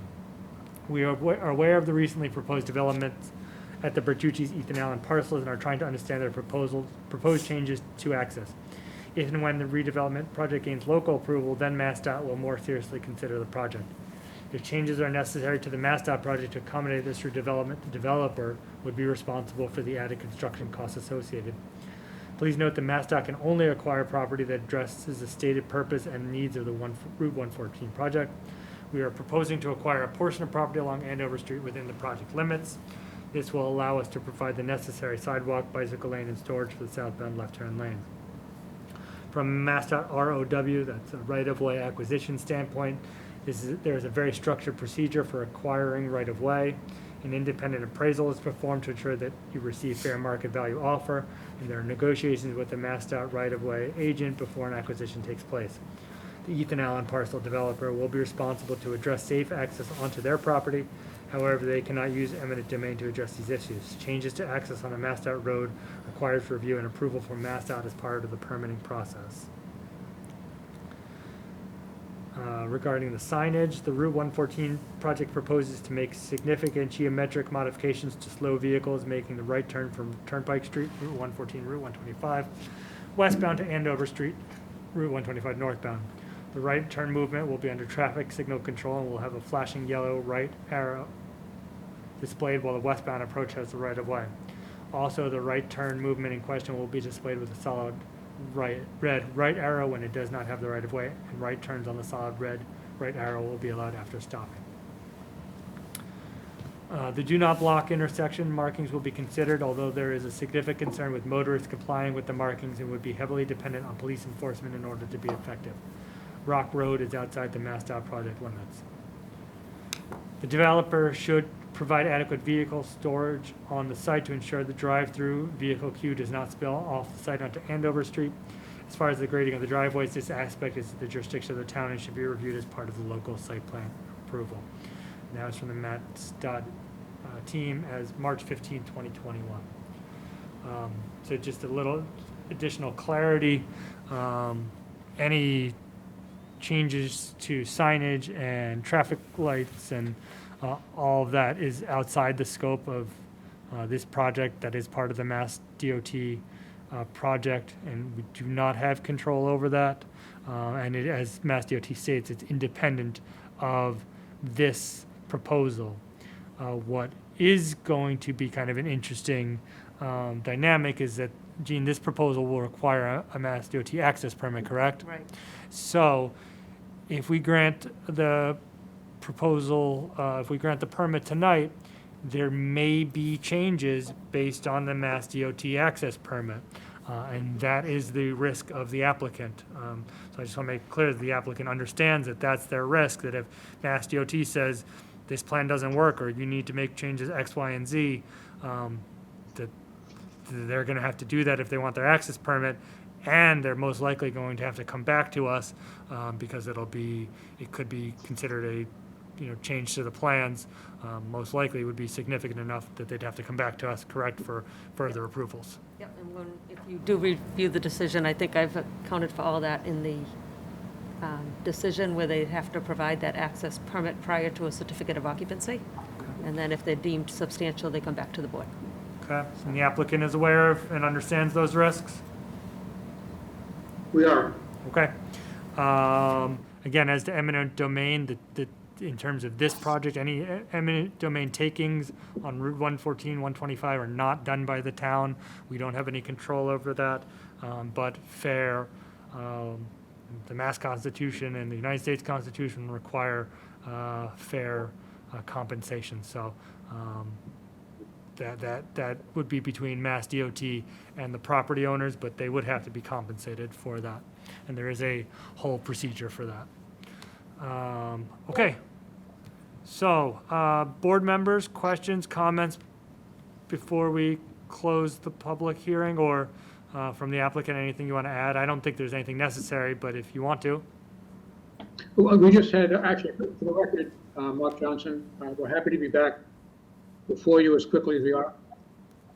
And we appreciate the board hearing this again. With me tonight is Jonathan Gruber, Ellen McCormick from Frost Point. I'm sorry, excuse me, there's quite an echo. If you're not speaking, can you please put your phone on mute?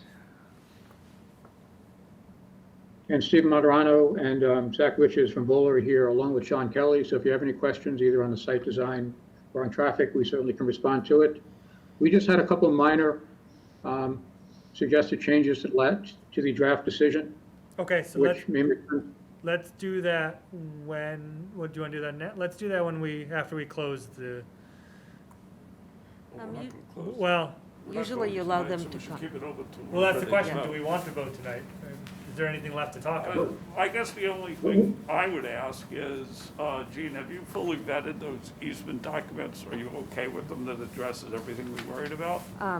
So I put a condition in that they'd have to go to town council and DPW for review prior to the recording. So a draft needs to be submitted, reviewed here, and then recorded. And if they're not in good order, what happens? I would guess our town council would work with their council. Okay. And it's our hope we can get this accomplished over the next couple of weeks. Yeah. So we have worked out the documents, and we certainly are looking forward to working with DPW and town council to finalize them. I will say they were very responsive when I pointed out the stormwater needs to be included. I had it within a day included, and typically we don't have it at this point.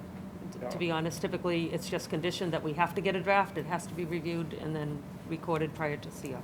So. The only other question I have, this is just sort of a general thing. Remind me again whether the bank is in hand for this project? They submitted new elevations, so thank you. We can look at those again. So they have indicated it's Chase Bank. They've submitted updated elevations for that building. But I'm just, it's more a curiosity than anything else that that you actually were able to get a bank tenant in this. I guess they can answer that. They've indicated they have one. Not that it really matters, but it just general curiosity. Say with a little more enthusiasm.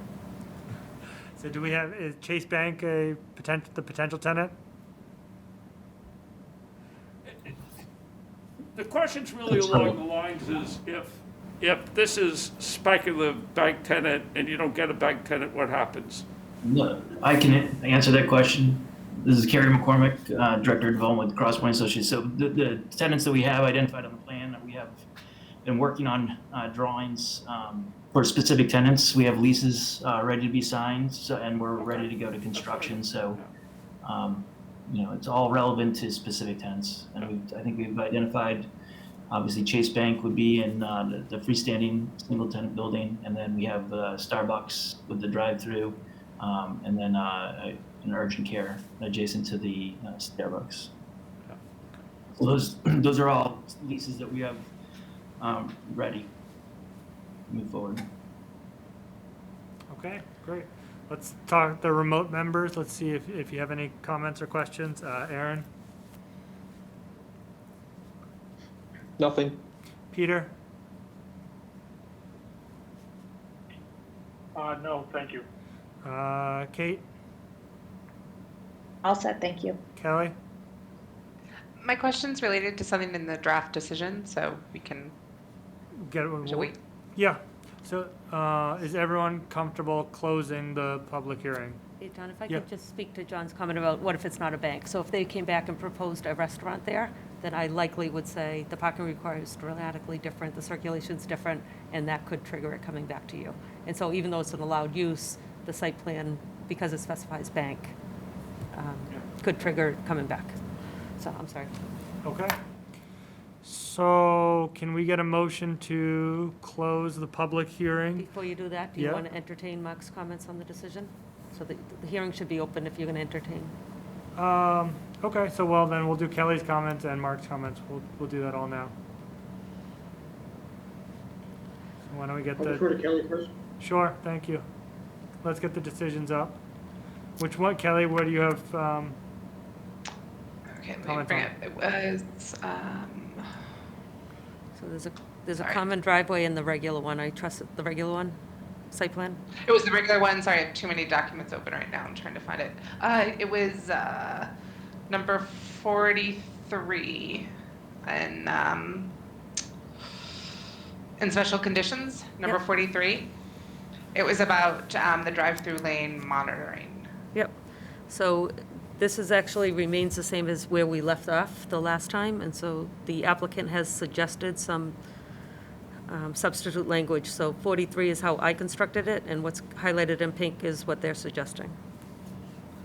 Yeah, I'm just wondering if we've gotten any information or advice on kind of what's required. There's a lot of changes happening in these intersections, and it seems that if we can take the time to do more robust monitoring than just 2 hours one time, might be prudent to make sure that if there are any issues, we can detect them sooner rather than later, and fixes can be made. It just doesn't seem like the two hours is sufficient.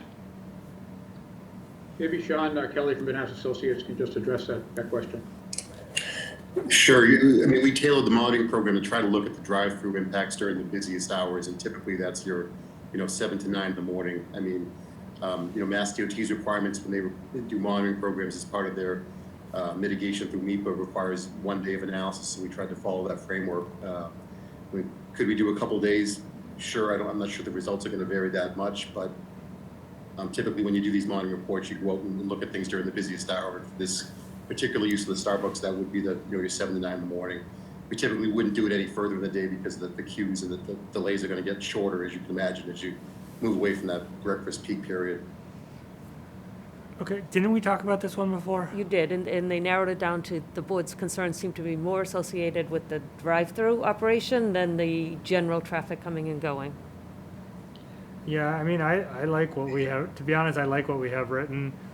My biggest concern about this parcel and this project is queuing and traffic. I think everything else really lines up great, and I think this has the opportunity to be a really good project, but I'm still concerned about that, especially with traffic patterns changing over the next couple of years. I have no idea what they're gonna be, so I agree with Kelly that I think it should be more robust, and I kinda like what we have now. That's my opinion. Yeah, I think that's where I'm coming from, Eton, especially considering the intersections with 125 and Andover Street. I think if we can keep the monitoring as Gene had it, we'd have a chance to detect any problems earlier. And all indications think is that- this will be built out ahead of both Mass DOT and the proposed Trinity redevelopment. Okay, But Go ahead. the time at post occupancy, I think we were looking to kind of pull that into more immediate after the Starbucks was open and operating. again, but the problem is that if everything was, if I expected everything would just be normal, and that 2 months would tell us something, I just don't know that that's gonna tell us very much. It'll tell us what's immediate, but again, that may not be good for you. You may have a lot of queuing within the first 2 months because everybody's, ooh, new Starbucks, and that changes over time. I'd rather give it the longer time period myself, but if other members of the board can convince or think otherwise, let's hear it, but I'm not seeing much for that. Okay, so we're gonna vote on it as is. If someone wants to propose alternate language or to propose that we use the applicant's language, then make the appropriate motion when we're voting. Attorney Johnson, are there other ones you wanted us to hit on? Yep, there are a couple others. In our proposed language also had the times of doing the reports. Maybe that part of our suggested language can be put into the 43 as drafted. Okay, noted. I don't think we're gonna change it. Anything other than number 43? Yeah, I'll note that 45, we've submitted that documentation, that's the easement agreement. Yep, great. 47, we just like the option to have the stormwater operation and maintenance plan just be referenced in the easement that's going to be recorded, because that's how we've set it up. All right, So that the easement reflects the stormwater plan as opposed to a standalone document. So perhaps 47 can be, it should be signed by the project owner or incorporated into the easement agreement and then submitted to the planning department. That's fine.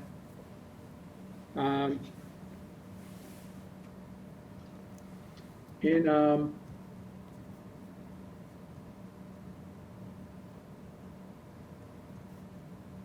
55, I just wasn't sure. The dumpster locations, they are shown on the plan and screening is shown. I just want to make sure that's not being, that the intent of that was that prior to the issuance of the building permit, you want the dumpster installed and all the screening and fencing and plantings done, because that would typically be done later on. When I read it, I just wanted to make sure that you're not looking to have that done at that time, but only that all that be shown on the plans, which they are shown on the plans. yes, you're right. I can move that to a special condition as opposed to before a building permit. Okay, so we'll move that to that'd be another great. location in the draft. And then 56, we talked a little bit about the DOT permit. So 56 has a copy of all local, state, and federal permits required, submitted to the planning department prior to the building permit. I'd like to, other than the DOT permit, which is referenced in section 66. That seems appropriate, Gene? Yep. Yep. And I think those are my comments. Okay. Okay, so Mark, I'll just respond to your first comment about you've already submitted the draft easement. This conditions that I have to bring it to town council and DPW for a review, so, Right, and I just noted that we had done that. yep. Yep. Okay. Because the way that's set up is, to have the endorsement of the plan, we have to submit it, but then later on, we have to record it as a precondition. Yep. If you're doing work on the site. So that just gives us time to review it before you really need it, so. Right, no, that's great. Okay. Can I get a motion to close the public hearing as to 419 and 435 Andover Street? So moved. Motion made by John Simons. Can we get a second, please?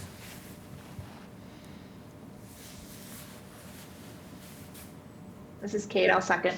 Seconded by Kate. All right, let's vote. We'll do remote participants first. Aaron, Yes. Peter, Well, we have to make a, to vote for close. Closing, Okay, yeah. okay, I was gonna say, Kate, Yes. John, close the public hearing? Yes. And I vote yes to close the public hearing. Okay. Can we make a, does anyone need more time to review the permits? The draft decisions? So let's get a motion to approve the common driveway special permit.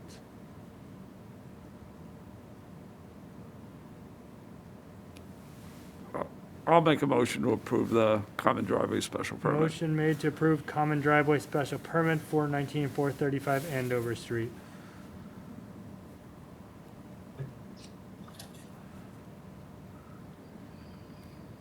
Could we get a second, please?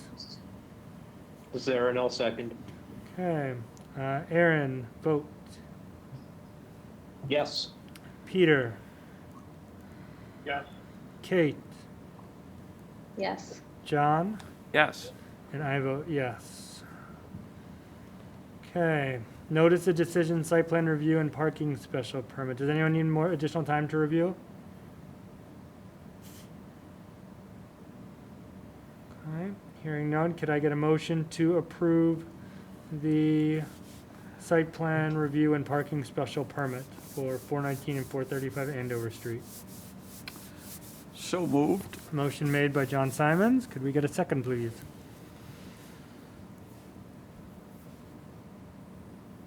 Oh, as amended. As Yeah, amended, right. yeah. yeah, As that's amended. what I th- Yeah. This is Aaron L second. Second, Aaron. Aaron, your vote. Yes. Peter, Yes. Kate, Yes.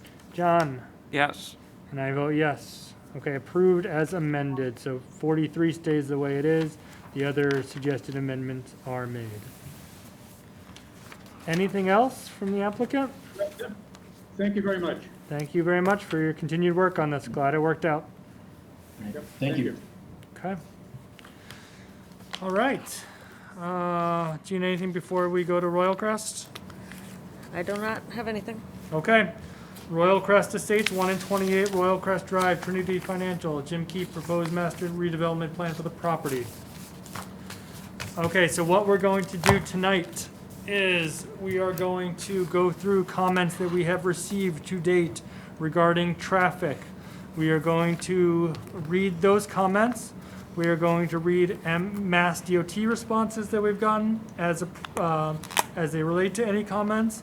And then we're also going to hear from, as applicable, the applicant as well as our traffic engineer, and if members of the board have questions. So I think what I'll do is, let's make like we'll make an order. So I'll read a comment, I'll read the Mass DOT response if there is one, then if I'll go to the applicant, then I'll go to Jeff Dirk, and then I'll go to members of the board, and we'll do that for each of the comments.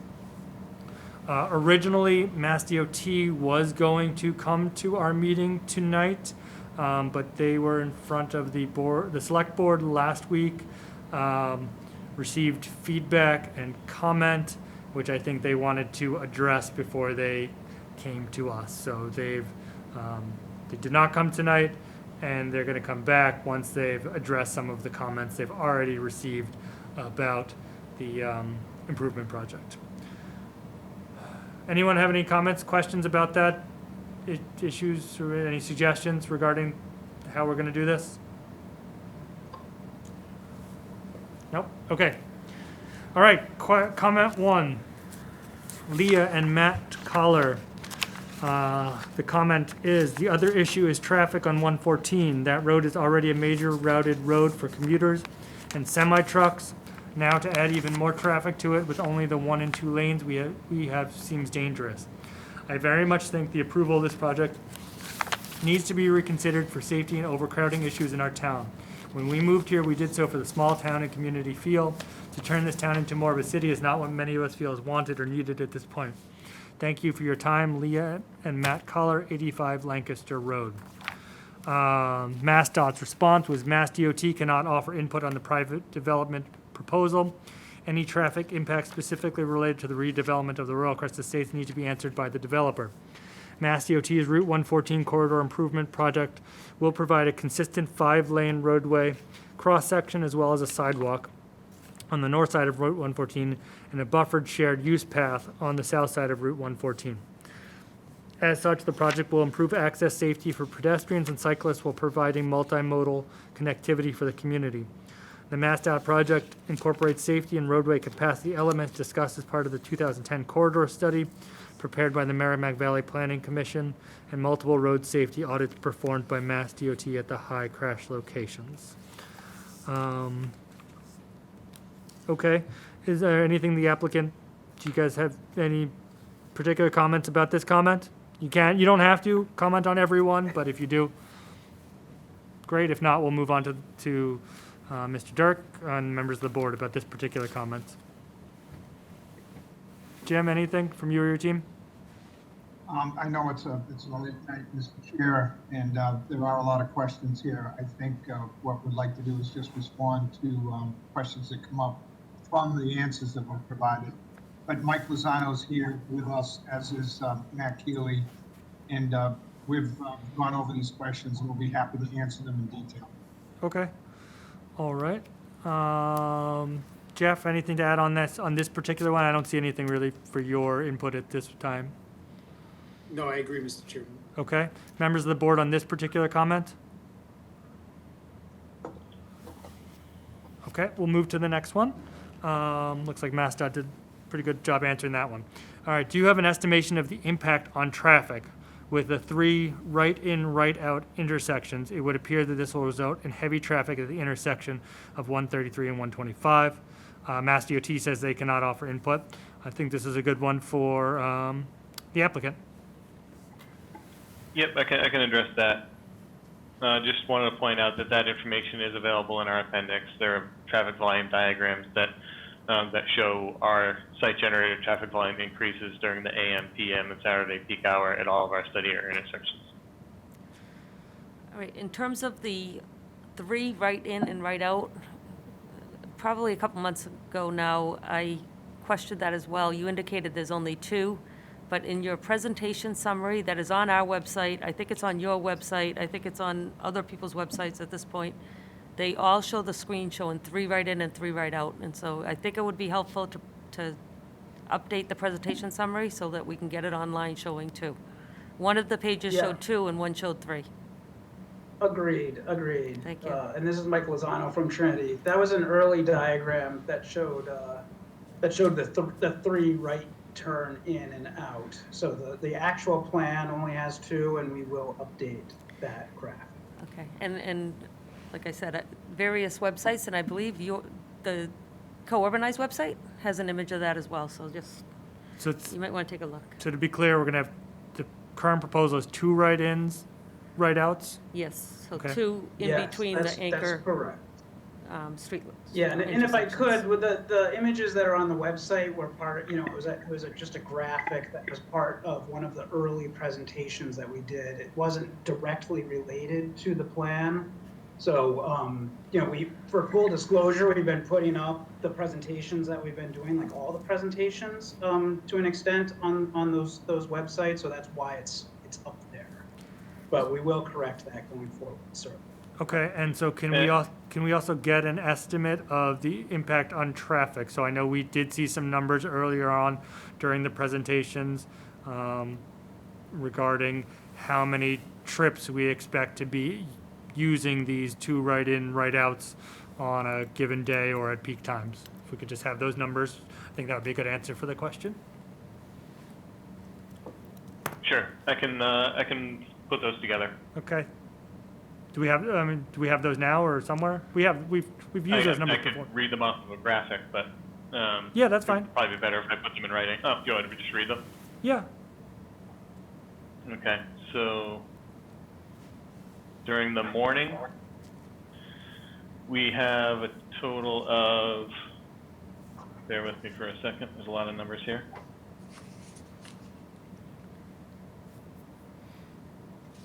We have 29 entering and 32 exiting driveway 2, which is the one that's immediately south of the Royal Crest driveway. Driveway 3, which is south of that, we have 42 exiting and 39 entering.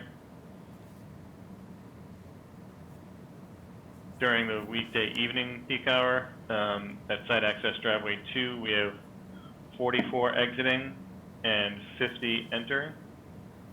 And site access driveway 3, we have 43 exiting and 59 entering. And then on the Saturday, at site access driveway 2, we have 55 exiting and 58 entering. And site access driveway 3, 63 exiting, 74 entering. And how far away are these two driveways from each other? That's a good question. I don't have that distance off the top of my head. If I could just estimate it from Google. Well, see if you can figure that out. Jeff, any issues with those numbers as presented for the peak times? I do not. I just want to clarify, Matt, is that net new? That's the new vehicles and pass-by trips. Okay. At each of those driveways, yes, so net new vehicle trips. Okay. No, Mr. Chairman, I don't have to take exception to those numbers. Okay. So, okay. Any members of the board have comments or questions regarding the impact on traffic, kind of in general, as we just discussed with the right in, right out intersections?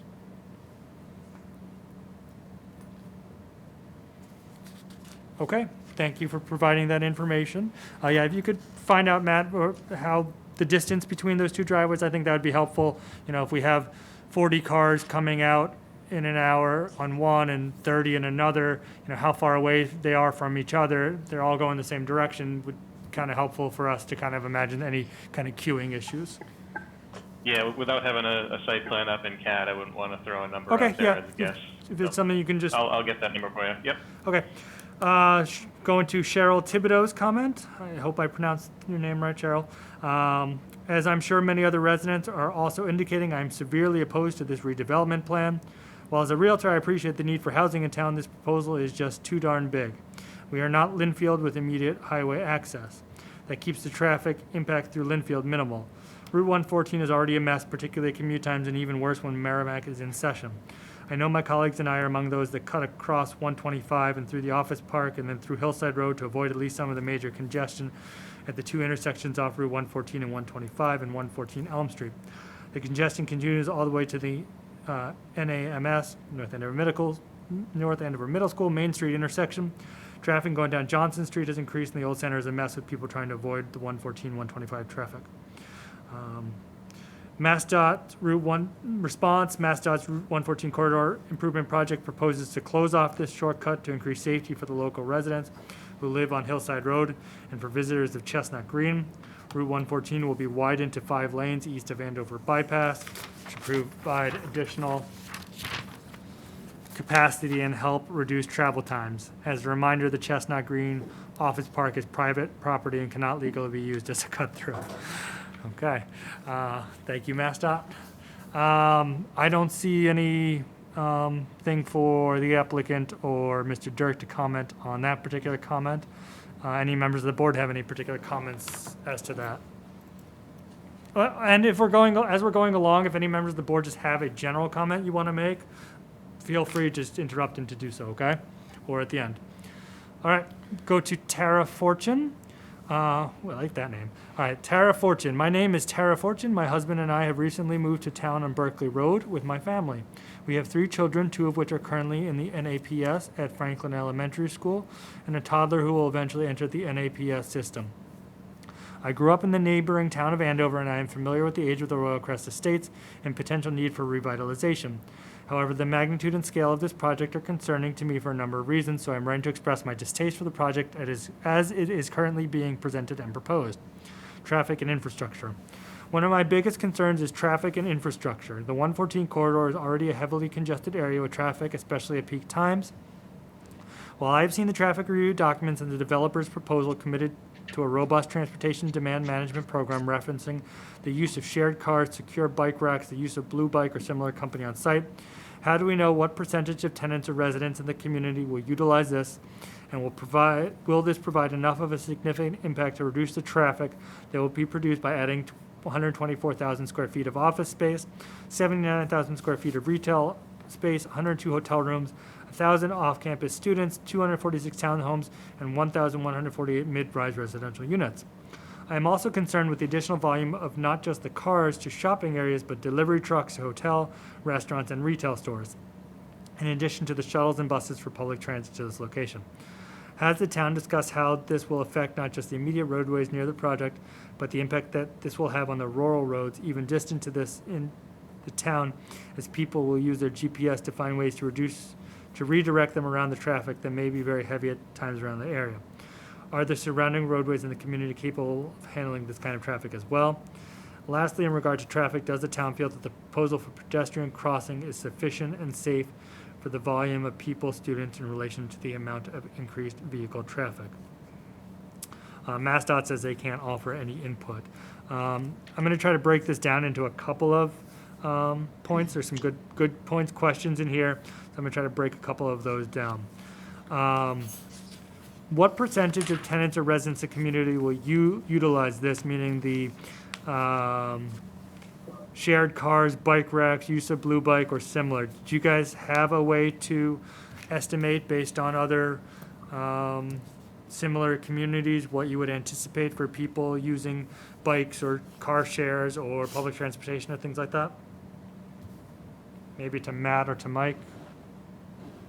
Matt, you're on mute. Matt, you're muted. Sounds like you're saying really something sorry. interesting. Trying to protect against an echo. I can offer a little bit of a response to that. So generally speaking, I think for a large-scale project, we would target a success rate of a 10 to 15% reduction in traffic as a result of a robust TDM program. That's not something we take credit for in our traffic study. We're not going to deduct those trips from the traffic increases that we analyze. But that's just generally the number that a development like this could achieve. As part of the MEVA process, MassDOT almost always requires you to do a traffic monitoring program, and the monitoring program will include an evaluation of participation in the TDM program. So while we didn't take credit for the participation, that is something that will be quantified post-construction during the traffic monitoring program for MassDOT. Okay. Jeffrey, any thoughts on that? No, I agree with the applicant's traffic engineer. I think the real key thing for this, the 10 to 15% is a typical mode shift kind of number that you'd expect, but it's really got to be. I think it really comes down to the town benchmarking what the town desires, and I think that the 10 to 15% should be a minimum goal. And really, what it comes down to is, we've got to see what is structured in this program to make sure that it's basically, you've got to remove obstacles for the residents and people to use these alternative modes, and yet you have to incentivize them, meaning that the out-of-pocket cost has to be reduced. Otherwise, you're not going to achieve those trip reductions. So really, I think the town can structure with the applicant a benchmarking process that sets minimum thresholds and a way to get there, and then they will absolutely be able to achieve. So everybody gets a free bike with their deposit? Whatever it happens to be, or a Blue Bike membership, something like that. But it's Okay. really a matter of, it has to be convenient, and you need to reduce out-of-pocket costs. Otherwise, it won't be used. Thank you for those comments.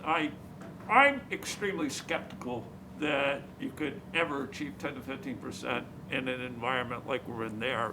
That seems like like sort of a hollow virtue signaling gesture. I mean, if there are places similar to this that have something like that, I'm wrong, but I think the only places where I see that working are places close to mass transit, closer into the city. I just don't believe it. Certainly the infrastructure's not there now, and that's 100% right. Yeah, so this might be a good opportunity to discuss one of the more recent developments that we've had as an update to the board. So we've initiated conversations with Merrimack Valley Regional Transit Authority, and we're extremely encouraged and excited about the opportunities that were presented by them to us to extend public transit directly into our site as part of this plan.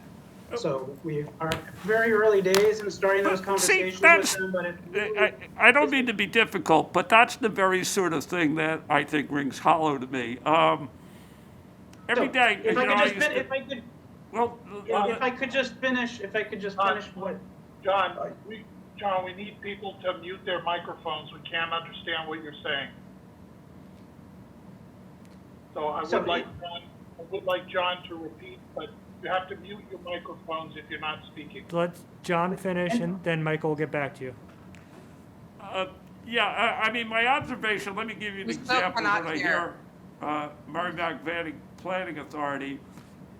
You know, I've taken the train into Boston for years. Obviously, the last year I haven't much. Tom, we cannot hear. There's a tremendous amount of feedback. We cannot hear.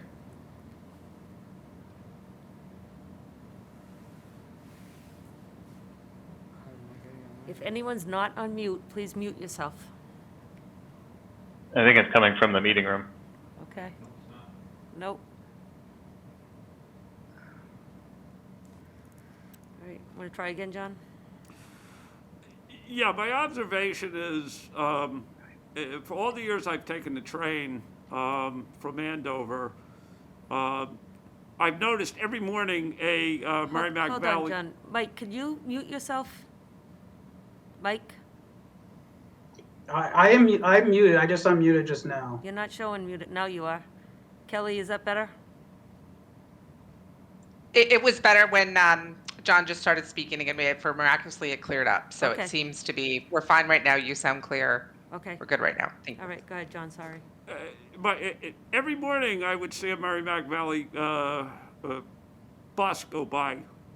Rarely, if ever, was there a single person on it. So we got large buses with not anybody on it. I'm skeptical of that model. I just don't believe people want to do that. You know, Yeah, again, so I may just be wrong, but my experience has been those things don't work.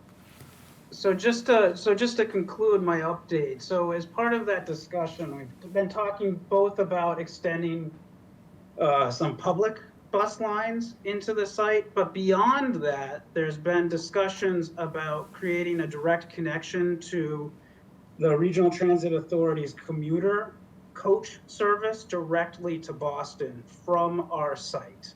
So that provides a one-seat ride directly from the New Royal Crest to downtown Boston for $5 each way.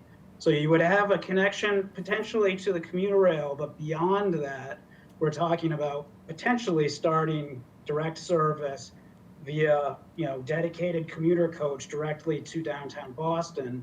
They also, talked about, improving that service by utilizing shoulder trips.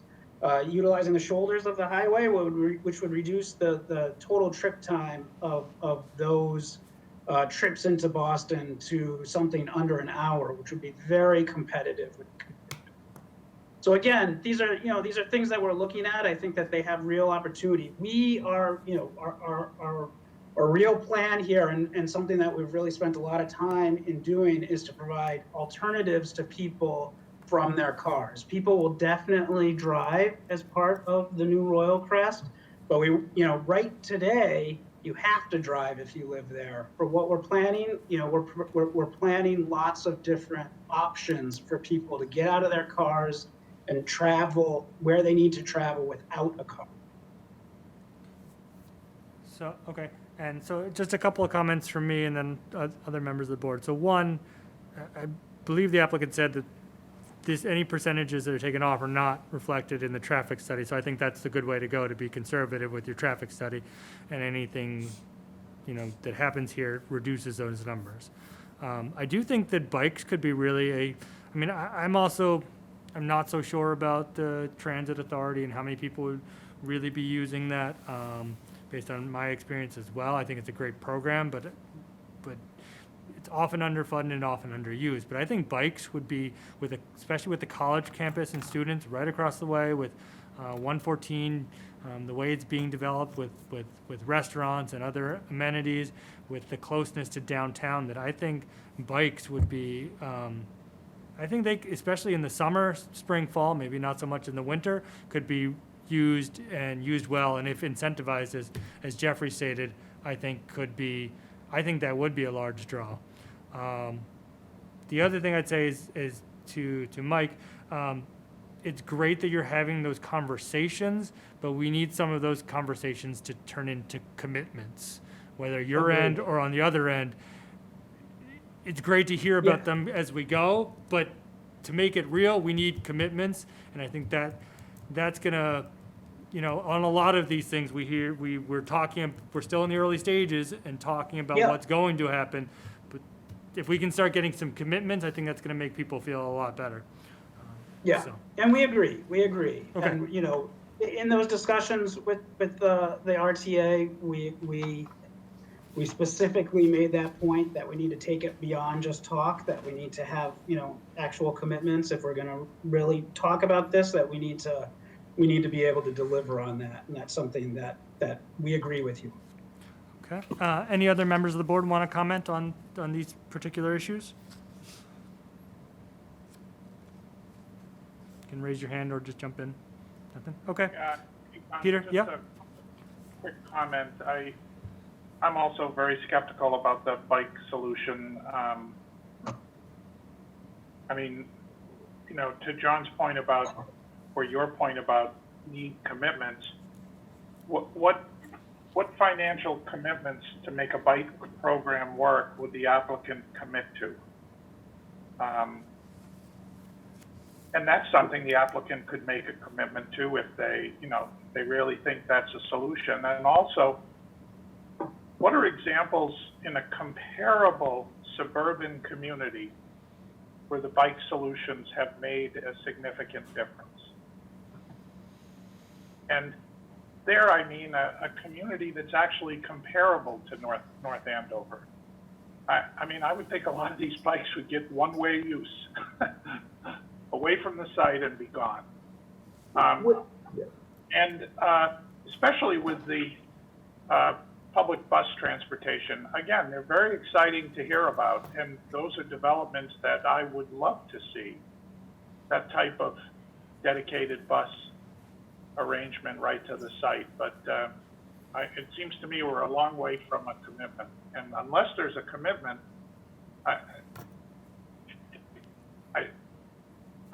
love to hear the talk, but it's just talk. And lastly, everything we're talking about here seems to get to the density of this proposal. And I just keep hearing concern after concern about the very high density. And I haven't heard anything from the applicant about, what's driving that high density. It's, and here's another range of concerns where we're trying to address density by conversations with public transportation, and it doesn't do anything to address the actual density concerns.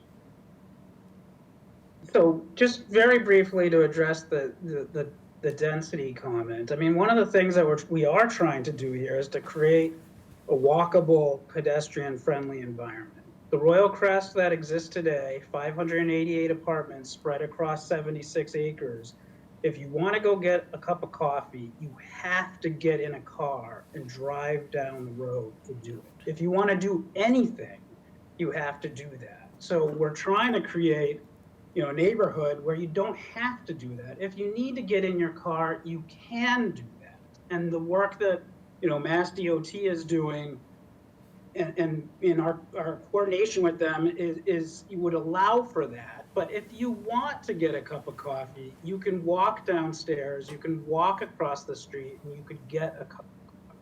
So that's one of the reasons why we're sort of, proposing this plan, is to kind of change the way that, that people sort of operate with the existing Royal Crest today. Just to address the bike comment, there's multiple aspects to that. So there's like the blue bikes or the shared bikes aspect, which is something that we would look to possibly implement here. But we expect a lot of people within the new development to actually own bikes. And one of the things that we're doing as part of the plan is creating, bicycle infrastructure, dedicated bicycle ways within the site that connect directly to the new shared use path that Mass DOT is going to be building as part of the corridor improvements. It connects to Merrimack College, it connects to other, areas. So you can get in a bike, and you can actually get somewhere from the site, which you can't really do today.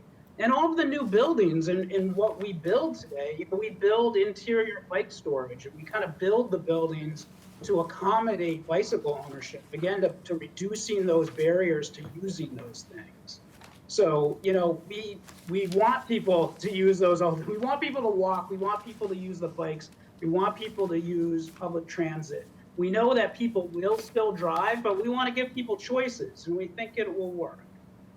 So, Eitan, I just have to make a couple other comments. First, I appreciate the response to my points. I think it's great to try to enable more bike use, and I appreciate those thoughts, but I really don't see how those expressed, optimisms translate to a significant reduction. And the comments about the car trips, I really have a concern about the way you framed that. Gene, I don't want to catch you by surprise, but do you happen to have that program summary handy? Didn't we do a comparison of number of vehicle trips on and off the site today compared to the number of vehicle trips on and off the site in the future? And isn't that, am I correct that that was something like 3.5 times the current volume? And to say that the ability to walk to get a cup of coffee is going to change that dynamic of the multiple increase in cars coming and going is really problematic. I do not appreciate that response. I think it's great that they can walk to get a cup of coffee. Tell me how that reduces the multiple increase in the number of cars coming and leaving the site per day. How does that comment about coffee possibly begin to address that concern? Peter, I don't put those two things together. I think the question was when we were talking about bikes, and I don't know. I didn't put those two together. Right now, it's not walkable. What their point was is this makes it more walkable. Doesn't necessarily change the numbers as to the. I don't know. I don't see those as the same topic. I guess the single biggest thing that they could do to increase walking and bike riding is to put a bridge across the road to the college. And from the very beginning, the applicant has said they won't do that. And the interesting thing is a very simple example of this. I've come back to what they've done in Villanova, is they've bridged over the highway from one side of the street to the other. I realize it's expensive, but if what you want to do is you want to stimulate walking and stimulate bike riding, that's what you would do. If I could comment on that, because that has come up a number of times over the years. And to get up over 114, the minimum height of that bridge would have to be 16 feet 6 inches, at least, possibly more, because it's pretty much flat grade on either end. The ramp leading up to that height would be between 250 and 300 feet long. A ramp that long would be a major barrier to people using that bridge. It would also not be particularly attractive. The fact is, a ramp that long would pretty much preclude people from using it. We've looked at that. I got to tell you, I don't know where that's coming from. The one that I've seen is very similar, and there's no long ramp or anything like that. It's a beautiful bridge. I'm So we had mystified. So we had that discussion directly with Mass DOT last week and on multiple occasions. So to provide accessibility to a bridge of that height, of which this would be required, would require ramps of that length. And there's studies that show, ramps that, and bridges that, are at grade like this just aren't used. So that said, we know that the pedestrian experience is something really important. And that's one of the things we met with Mass DOT and we again reiterated that, providing a comfortable and safe pedestrian experience is incredibly important. So, we talked to them about improving the connections, the pedestrian connections at grade, at the intersections, at our site. We've talked to them about providing wider and wider buffered sidewalks on our side of the site. And in fact, we'd have to give up some of our land to them in order for them to do that. But it's something that we're happy to do because we're serious about, making it more pedestrian friendly. So they're talking about going from a 5-foot wide sidewalk that was just a couple of feet from the road right of way to one that's much further away from the road right of way in a landscaped buffer that's much wider on our side of the street. So, we've been working and we will continue to work with DOT really closely because we really do want people to be able to walk into bike places from Royal Crest. We know people will do it if it's built to do so. So you're saying that the site cannot support a pedestrian bridge? The site's not big enough to support the ramps necessary for a pedestrian bridge. Is that what you're saying?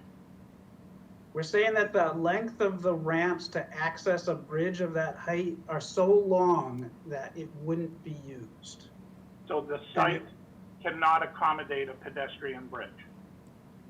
We're not saying that. No. We're not saying that. We're saying that everything that is known about pedestrian bridges, and this one, given the dynamics of the grade there, somebody would have to walk between 250 and 300 feet. Could probably, have a number of different turns to get to the edge of 114. It has been proven, or it is very much well understood that that kind of barrier, that kind of ramp, would pretty much preclude most people from using it. It's not a matter of the cost. It's not a matter of whether it could fit on the site, other than the fact it would be very, very unattractive. It's the fact that it wouldn't be used. The fact that it isn't used means they're gonna do what they're gonna do to cross that street. And that probably would represent a potentially more dangerous situation. So what I'm hearing is the grade on this site is not suitable to support a pedestrian bridge. The grade on the site is not suitable to support this pedestrian bridge. When you say grade, I mean elevation. To get up to 16 feet 6 inches, if it was some kind of hill, if some kind of change in grade, that wouldn't be as dramatic. But the fact is, as we all know, that site is flat. Right, and that's why the site cannot support the pedestrian bridge. If there was a site of this size in a similar location that had a grade suitable for a pedestrian bridge, then the site would support it. But this site does not because of the grade. That is correct.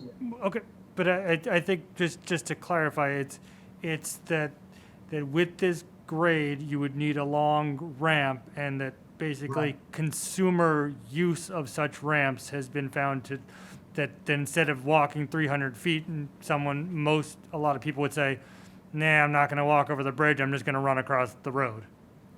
Exactly right.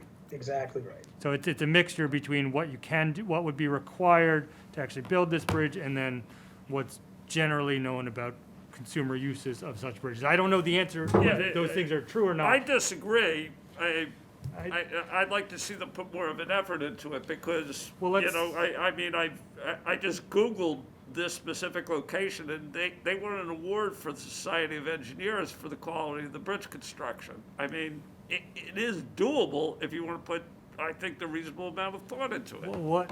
Well, Gene, do you know if the town has been involved in any discussions or MassDOT? What are you aware of? I mean, I know this has been talked about over the years, many, many times, and nothing's really come of it.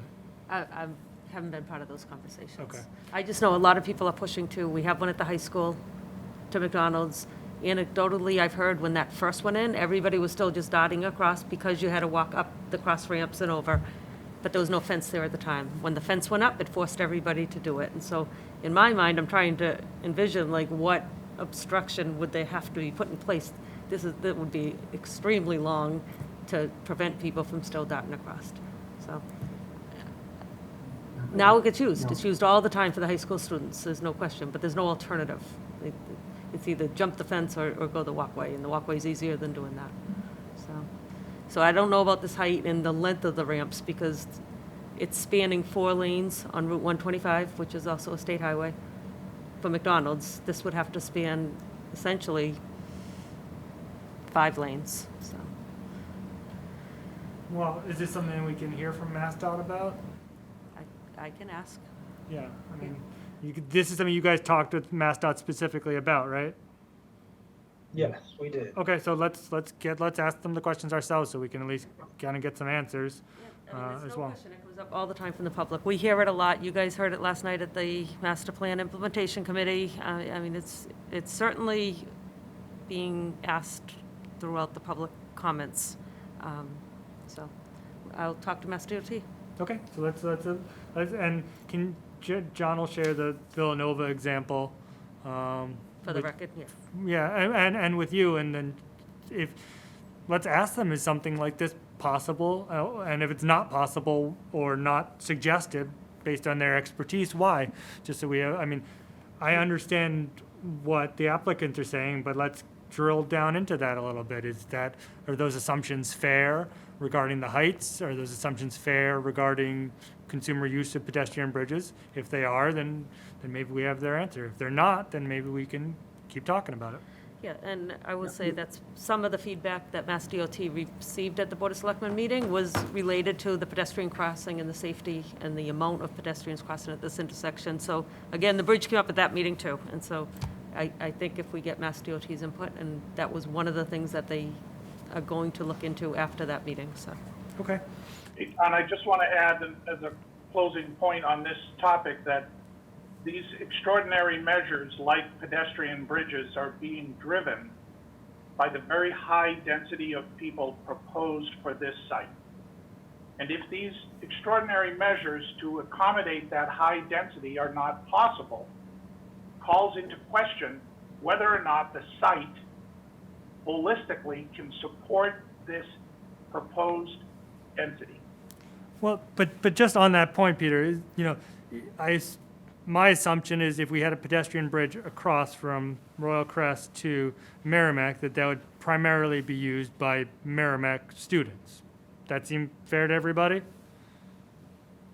I don't know that those are like when we're talking about traffic, specifically traffic, I think I don't know that those folks are driving, right? They're either walking across or biking across.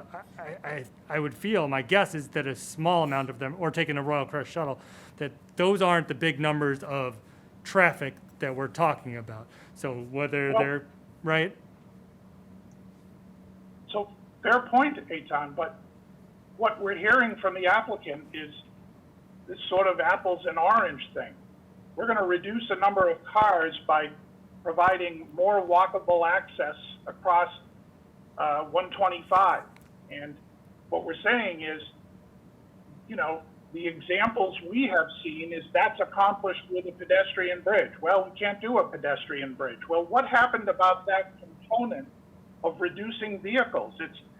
It's an apples and orange thing. So when we talk about the difficulty of actually providing an extraordinary measure like a pedestrian bridge, now we're saying, well, it doesn't really make that much of a difference. Well, that's But there is, the applicant that's telling us that this is, the ability to get people to walk is an effective mitigation of the density of the site. But then when we ask about how could this be done with a pedestrian bridge, we're told they can't. But the connection. Back to what is driving the discussion. What is driving the discussion is the density proposed for the site. Yeah, but, yeah, no, I understand that, but my point is that when we're talking about the density and we're talking about traffic, I think we just have to be cognizant of there are different groups of people that are in this proposal. So a lot of these off-campus students, maybe they'll bike, maybe they'll walk, but they're not going to be the ones, whether we have a pedestrian bridge or not, that are going to be using a lot of cars. The people that are getting, if there's a hotel, those people are going to be using cars no matter how many different modes of transportation are available. They're coming with cars. So, I mean, we can cross out certain ones of whether any of this stuff would be useful or not. So I guess my point was, let's not necessarily get hung up on a pedestrian bridge as a means of reducing car traffic, because I don't think it's going to do it one way or the other. It does make things more walkable. I think maybe potentially, if it's nice, it makes it a really pretty thing, and I think it does help with the density in terms of where people are going, but I don't think it really has an effect on cars. And I think we are, like you said, mixing different parts of this together. So I just my point is just we need to be careful of what we're saying are potential solutions or are potential problems, because they may or may not actually add to either the solution or the problem. I don't think the pedestrian bridge adds to traffic, but it may add to walkability, you know? So, Eitan, I think some of the comments I'm getting is how many times is that crosswalk going to be in effect where we've stopped traffic for students crossing back and forth? And so it may not impact the number of cars, but certainly the flow of cars. So that's fair. So that's a fair point. And we can address that. So Matt, maybe you can address that comment, which we have also heard. Yeah, so our analysis of that crossing takes into account what the existing pedestrian calls are for the hot signal. So we did pedestrian counts and counts of the amount of times that crossing was activated as part of our data collection, and that's how we analyze it in our future conditions analysis as well. I think our future conditions analysis is quite conservative, actually. We're assuming that it's an exclusive pedestrian crossing, which means everybody stops, and our analysis assumes that it's called every signal cycle. I think that's about as conservative as you can get in terms of the amount of vehicle stoppage over the course of the peak hour. Okay, so let's move on to the next comment. Don Schulman, this is page 2. I would like to direct your attention to 2 issues which I believe render a significant portion of the transportation impact and access study, TIAS, incomplete and fundamentally flawed. First, on page 4, under introduction, the TIAS states that travel demand forecasts for the project were assessed along with future traffic demands on the study area roadways due to projected background traffic growth and other proposed area developments that may occur independent of the project, emphasis added. On page 20, the TIS states under planned improvement developments, in addition to accounting for background growth, the traffic associated with other planned approved developments near the site was also considered, emphasis added. The 4 developments noted as considered are 505 Sutton Street, 1210 Osgood Street, 1600 Osgood, and Avalon Bay at the Mills on High Street.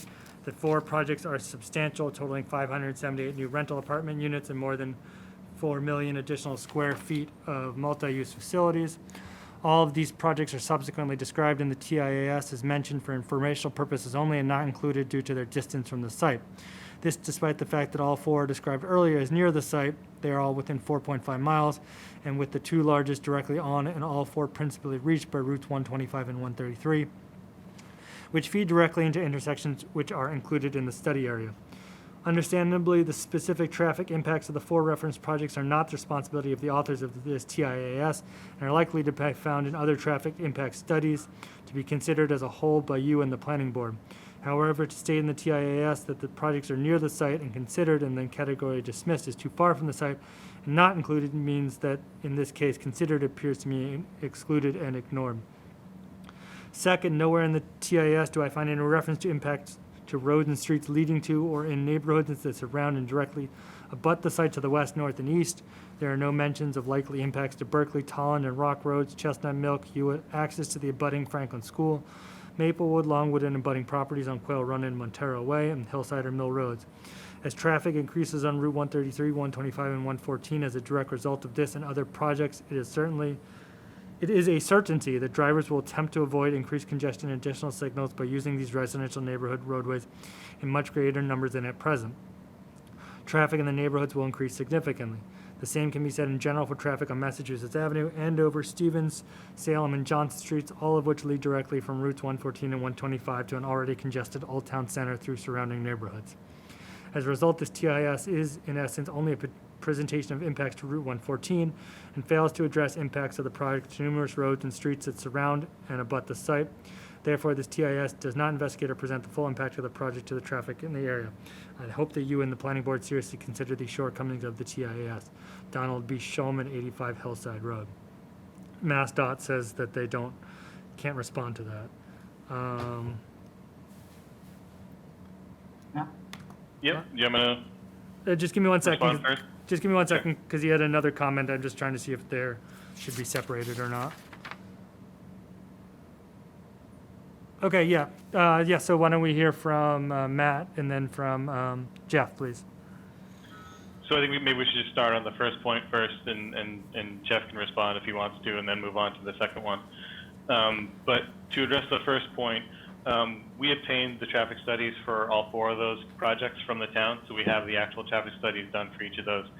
None of the study areas for those projects overlaps with our study area. Now, typically for any impact study, you focus on the intersections where you think the project's going to have, an appreciable impact, and then the traffic dissipates beyond that area.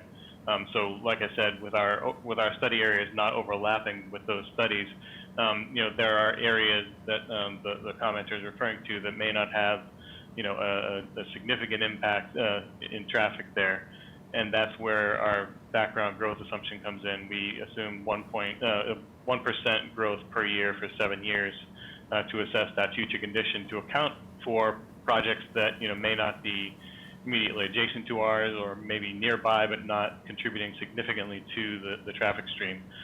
So while those projects don't necessarily overlap with ours in terms of the studies, we do have that 1% growth in there as well to account for general increases in traffic in the area. Okay, Jeff? Yeah, so I think that's kind of, I think to the latter point that Matt had mentioned, it's, the other way to look at it is to say that the increase in traffic within the study area that was evaluated as part of this project from those other developments would be equal to or less than the 1% growth rate. And so therefore those projects, for all intensive purposes, are included in the traffic study by means of the background traffic growth rate. And I think that's exactly what Matt is saying.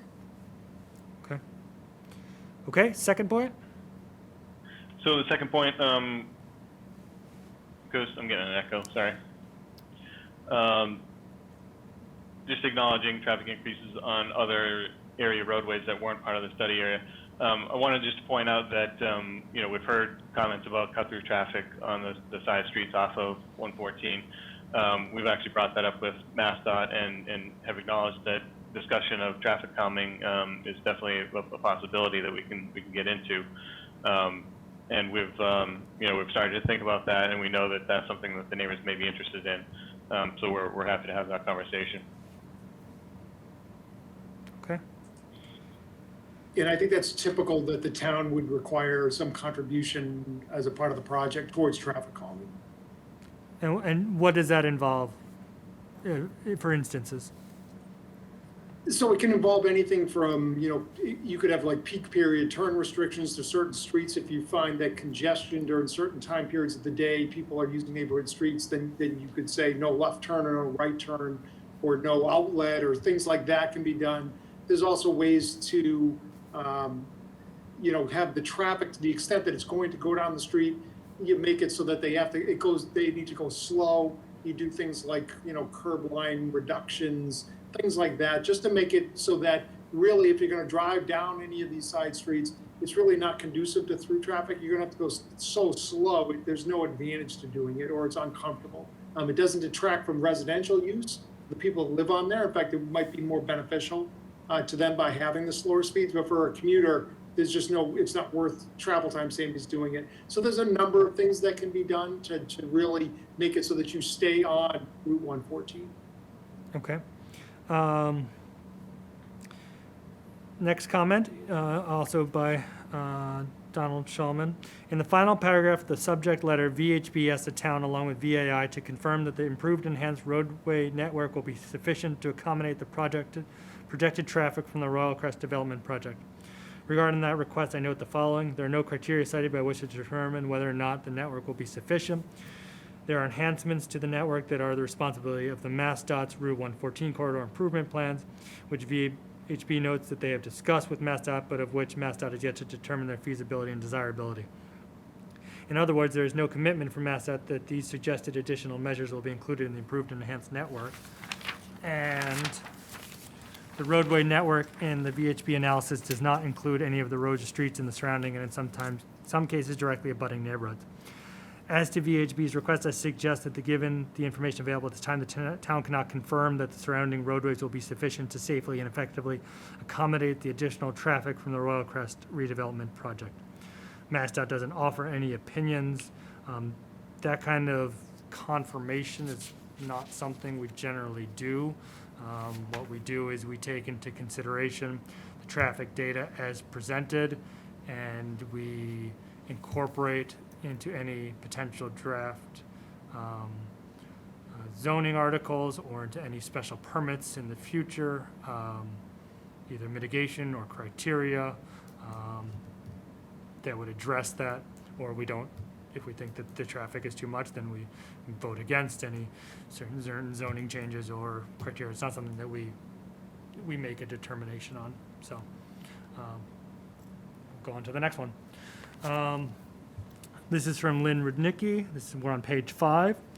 In regards to VHB memorandum dated January 12th, 2021, page 6 image, the highlights in yellow state volume exceeds capacity, Q is theoretically infinite. Are there any other... Tom, can I please, I'm sorry to interrupt you, but can I ask a question? Yeah, of course. And I'm sorry that I didn't ask before you started on the next one okay. From Lynn. Can Jeff comment on those questions that Don Shulman asked? 1, 2, and 3.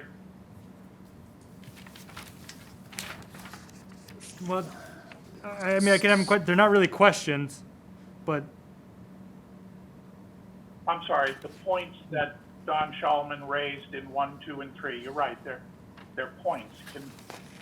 Can Jeff comment on those? We can ask him to see if there are comments. So I think so. The first question regarding sufficiency on the roadway network, I think so. There's two things here. So the first thing is, will the project create a detrimental impact on the roadway network?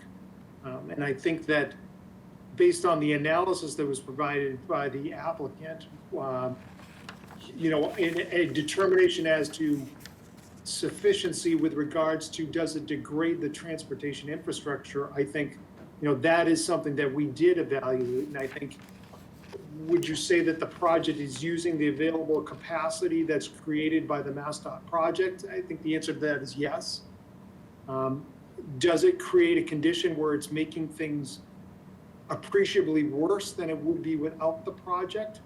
I think the answer to that question is no, that the project does not degrade operating conditions with the MassDOT improvements in place.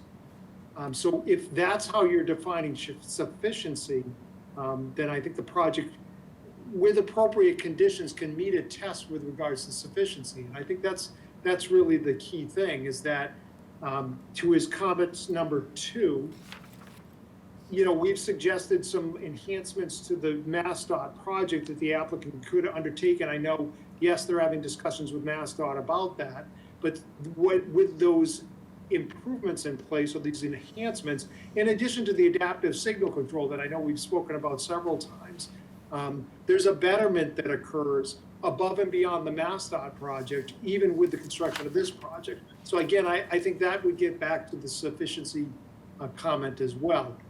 And then the last question about the cut-through streets, I think that's really gets down to some conditioning that could be put on any zoning related articles to say that, these are specific things that would be undertaken as a part of development on this site to discourage cut-through traffic through the neighborhoods. So I think it's a multi-pronged approach to be able to demonstrate that the project will not create, undue congestion or create a condition where there's undue delays caused as a direct result of this project. Hey, Tom, you mind if I ask a follow-up question with Jeff? No, go ahead. So Jeff, I think in the earlier meetings we had, we talked about what I think you just referred to. Did I understand you correctly that in your comments just now you were saying that with the MassDOT improvements, the network is sufficient? Correct. That is correct. So now I want to go back to our earlier discussion with you several meetings ago. And I'm not sure if my recollection is correct, so I'm asking you if my recollection is correct. I think in that prior meeting, we talked with you about a project such as this MassDOT project. What is the typical projection of how many years worth of providing additional traffic capacity that a project like this provide? And my recollection is, I thought you said something like, these Mass DOT projects provide 10 or 15 years worth of growth capacity. Is that about correct? Yeah, I mean, that's correct. I mean, they typically try to design for something closer to a 20-year time horizon, but this, this project from the standpoint of, I really think it's looking at the fact that there's a desire to create and solve existing capacity constraints along this corridor. However, there's also this multi-pronged approach here, and we've been talking about it early on, which is that it's also about safety and accommodating all modes of transportation. And at some point, what you see happening, and it happens elsewhere along this corridor, where there's a desire to have this mode shift that we keep talking about. And so rather than adding travel lanes, we're adding bike lanes and we're adding sidewalks within an available right-of-way. And so there's also that rub that's happening here. So rather than having a 20-year time horizon, there's also this reality that MassDOT's designing for multimodal nature, where whether we agree with it or not, the desire is to get people out of their cars, to walk and to bike and to use public transportation. And that's being done at the expense of moving traffic more efficiently. And so there's a rub that's happening there. So that's where we were saying, instead of a 20-year time horizon, it's probably more likely, something like a 10 to 15 years, because the goal of this project isn't necessarily to move more traffic along this corridor, in a quicker or more efficient fashion. It's to look to the future to accommodate a multimodal type of situation. So great point, and that's helpful in understanding the intent of the Mass DOT project. But here's my last question. This is what I'm trying to understand. If Royal Crest project was not here, the Mass DOT project would give us maybe 10, 15 years worth of growth in that multimodal approach you described. But let's say that the Royal Crest project is here and goes ahead. How much of that 10 to 15 years worth of growth capacity will the Royal Crest project consume once it is fully operational as currently proposed? Will this project consume much of that planned future growth capacity as soon as Royal Crest is up and fully running? So no, so the way that even if you just look at the traffic analysis that was done for this project, it's a 7-year planning horizon. So they've accommodated at least a 7-year build out. And even within that 7 years, what they're showing is that if you look at conditions 7 years in the future without Royal Crest or keeping it as it exists today versus with this project redeveloped, you don't really see any significant changes in terms of added delay or vehicle queuing at the intersections along the corridor. So you're getting, even with the redevelopment, with or without it, you're still getting at least 10 years plus of growth. The project itself, because the net increase in traffic over what's out there today, I think was cited before, absent any intervening measures, if you increase the traffic, 2.5 to 3 times, yes, I mean, you're shortening the lifespan of the improvements. But they've already projected that you're going to get at least 10 years of life out of it without having any mode shift. So even if they have a little bit of a mode shift, you're still pushing that, the 10 years into, the 15-year time frame. But again, it comes back to what does the transportation system look like in the future? MassDOT's planning for a non-auto mode really focused future transportation system. And I think that's what this project's looking at as well. So it really depends upon if we get people out of their cars or develop mixed-use developments of appropriate densities and sizes so that you do not have as much automobile traffic because you have everything that Michael was talking about in one place. But that's kind of the juxtaposition that's happening here, is to right size everything so that you have true mixed use that reduces automobile usage. Yeah, well, that's a great point, Jeff. I really appreciate it. And Eitan, I'll stop taking up all my time, but I think you have nicely articulated here. Mixed use is one thing, and Michael has nicely illuminated the benefits, but it's the scale and size of the mixed use that we need to consider. Thanks. Back to you, Eitan. All right. So Lynn Rudnicki, we're on page 5. In regards to VHB memorandum dated January 12th, 2021, page 6, image. The highlights in yellow state volume exceeds capacity. Q is theoretically infinite. Are there any other tables, as this was noted, continued, but was the only one included in the 1/12/21 memo? Do any of the other tables have exceed capacity? Q is theoretically infinite fields. MassDOT can't comment. Matt? Yep, yeah, the simple answer is this is just one table taken from our traffic study. There are other tables, as it notes that it's continued on there. There are several pages of tables in the traffic study, like this one. Right, but do other ones have places where the volume exceeds capacity, I think is the question. Yes. Okay. What does Q is theoretically infinite mean? I mean, so it's going on forever? This is like a Star Trek, like a time loop where these cars are just going around in a circle? What does that mean? I'll give my answer for it, and then Jeff can add on to it. That's a statement that comes from the software that we use to analyze the intersections. It's called Synchro software. It's put out by a company called Trafficware.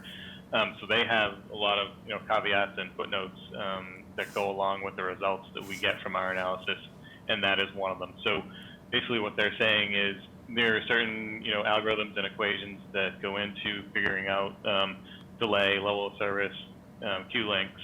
But once those movements approach their theoretical capacity, so the volume is equal to or greater than the capacity, the equations start to break down a little bit, and they can't really predict what a queue length would be at a movement that is over capacity. Yeah, so what I would add to that is this is one of the reasons why we asked for the queuing diagrams, because the product of the queuing diagrams it's the same software, but the way that Matt generates those is different than what this analysis table shows. So I think that's why we asked specifically for those queuing diagrams, because I think those are more informative. So I think the commenter really, if they're interested, they should look at the queue diagrams that Matt produced, physically see the queues on an aerial photograph, and that'll give them a realistic picture of how far does the queue extend back, because the model that is producing these results, as Matt had said, as soon as that V to C ratio, which is the volume to capacity, exceeds 1, the model becomes unstable, and so it reports, I'll call it garbage results, and that's basically what you're getting here. That's why you want to look at those queue diagrams. Okay. The developer states the following on page 19 of the presentation summary. It will accommodate the future growth of Merrimack College. What are the growth plans of the college? Yeah, so I'll answer that one. That's specifically related to the existing student housing situation at Royal Crest. So essentially, Merrimack College has a fairly severe need for student housing now, which is why there's, over 800 students living at Royal Crest, either in, units that Merrimack College rents directly from Aimco, or in units that the students or the students' parents lease directly from Aimco. So what this is referring to is this project helps to accommodate the student housing needs of Merrimack College by building this dedicated, purpose-built student housing facility. So as far as you know, your plans are one dorm. There's nothing else planned for Merrimack College in your proposal, right?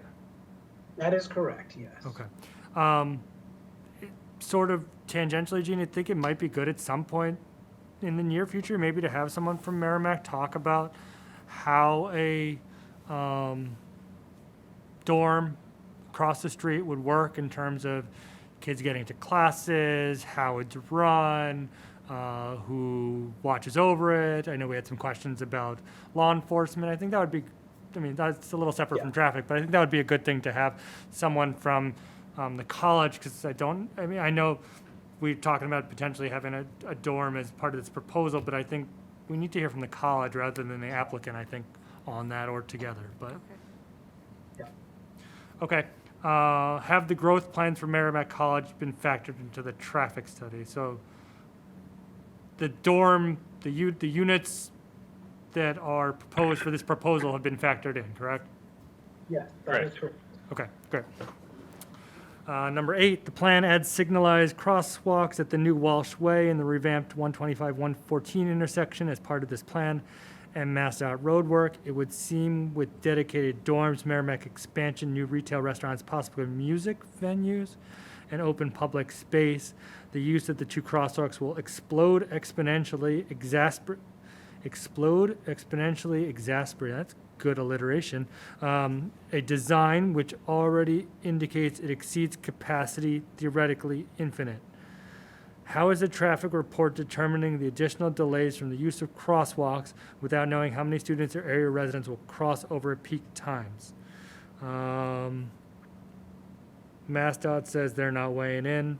So yeah, Matt, it's about the use of crosswalks and queuing and the delays from crosswalks and more people using them.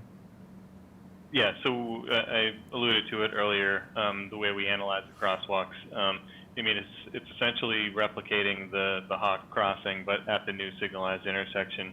And our analysis assumed that it was going to be called every cycle. So that's basically maxing out the amount of available pedestrian crossing time and maximizing the amount of time vehicles would be stopped. So that's sort of the most conservative way you can look at it.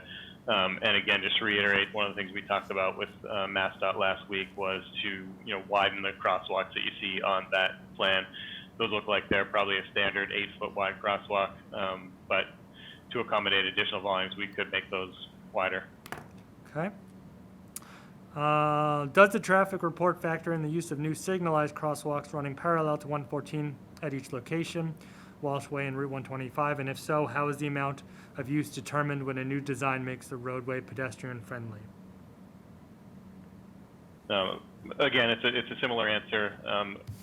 Going back to the beginning, our pedestrian volumes are based on the counts that we did out there at the Hawk. Okay. So we do have a general sense of how much it's being used now, and we apply that to the future analysis as well. The current hawk signal allows traffic to resume moving after the pedestrian clears. This allows one side of the road to resume travel fast. For each of the two new crossing signals, which will be on a wider roadway of 5 to 6 lanes, what will be the estimated increase in time that traffic is required to be stopped in both directions when the crosswalk is activated over the current hawk signal? For instance, how many seconds will the signal have traffic stopped in all directions to allow this crossing? Yeah, so there's two answers there. If you scroll back to the other photo. Hold on, let me read MassDOT's response first. Oh, sorry. MassDOT Okay. says, the pedestrian crossings in question below will be accommodated with no delay to motorists since the pedestrian crossings will operate concurrently with non-conflicting vehicle phases. To clarify, the 3 crossings shown will occur during 3 non-conflicting vehicle phases. So I think that particular response applies to the Andover bypass intersection. I know there's been discussions about doing concurrent crossings at the Royal Crest Drive as well. But I just want to point out at the Royal Crest Drive, to the commenter's first comment, the crossing distance is actually shorter under this plan than it is under existing. Okay. What makes it shorter? So we're getting rid of the median, and the shoulders go away with the multi-use path on the south side of the road there. Okay, thank you. Sorry, the echo is making it hard for me to talk. The traffic study has factored in the MassDOT improvements to 114. MassDOT had these improvements earmarked for qualitative decrease in emissions. If the Royal Crest plans move forward, will the stakeholders in North Andover still receive the qualitative decrease in emissions the same as if there was no redevelopment?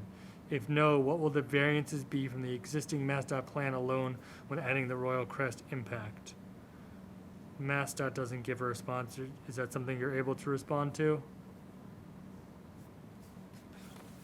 I can respond in general. I think, I'm not sure where this language comes from originally, but it probably points to the fact that the 114 corridor improvements will reduce the amount of queuing and vehicles idling, which would in turn have a benefit to emissions.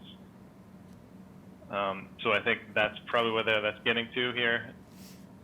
And with, the pedestrian and bike improvements that we're proposing as part of the project, that also contributes to getting people out of vehicles, so could have a qualitative reduction in emissions as well. An emissions-related question. Is there any plans for electric vehicle charging stations? And one of the things that I saw the governor talk about a few months ago was by certain dates, I think we're talking 2035, that vehicles in Massachusetts are only supposed to sell new vehicles will be electric. If you're talking about something with an 8 to 10 year build out, we're going to be getting closer to a lot of electric vehicles. Might be something worth considering, especially on emissions. Yes, we have definitely talked about that. There's quite an echo now, but as I know that Matt was dealing with, but yes, the answer to your question is we'll be looking very, very closely at providing electrical vehicle charging infrastructure in the project. And it would It's actually echoing from the one that says CAM meetings. So it'll likely be required in the zoning bylaw as well, Eitan, to provide them. Okay, how are we doing now? It seems to be the echo is when on the phone. In the room, I don't hear the echo when someone in the room talks, but I'm echoing back to myself now.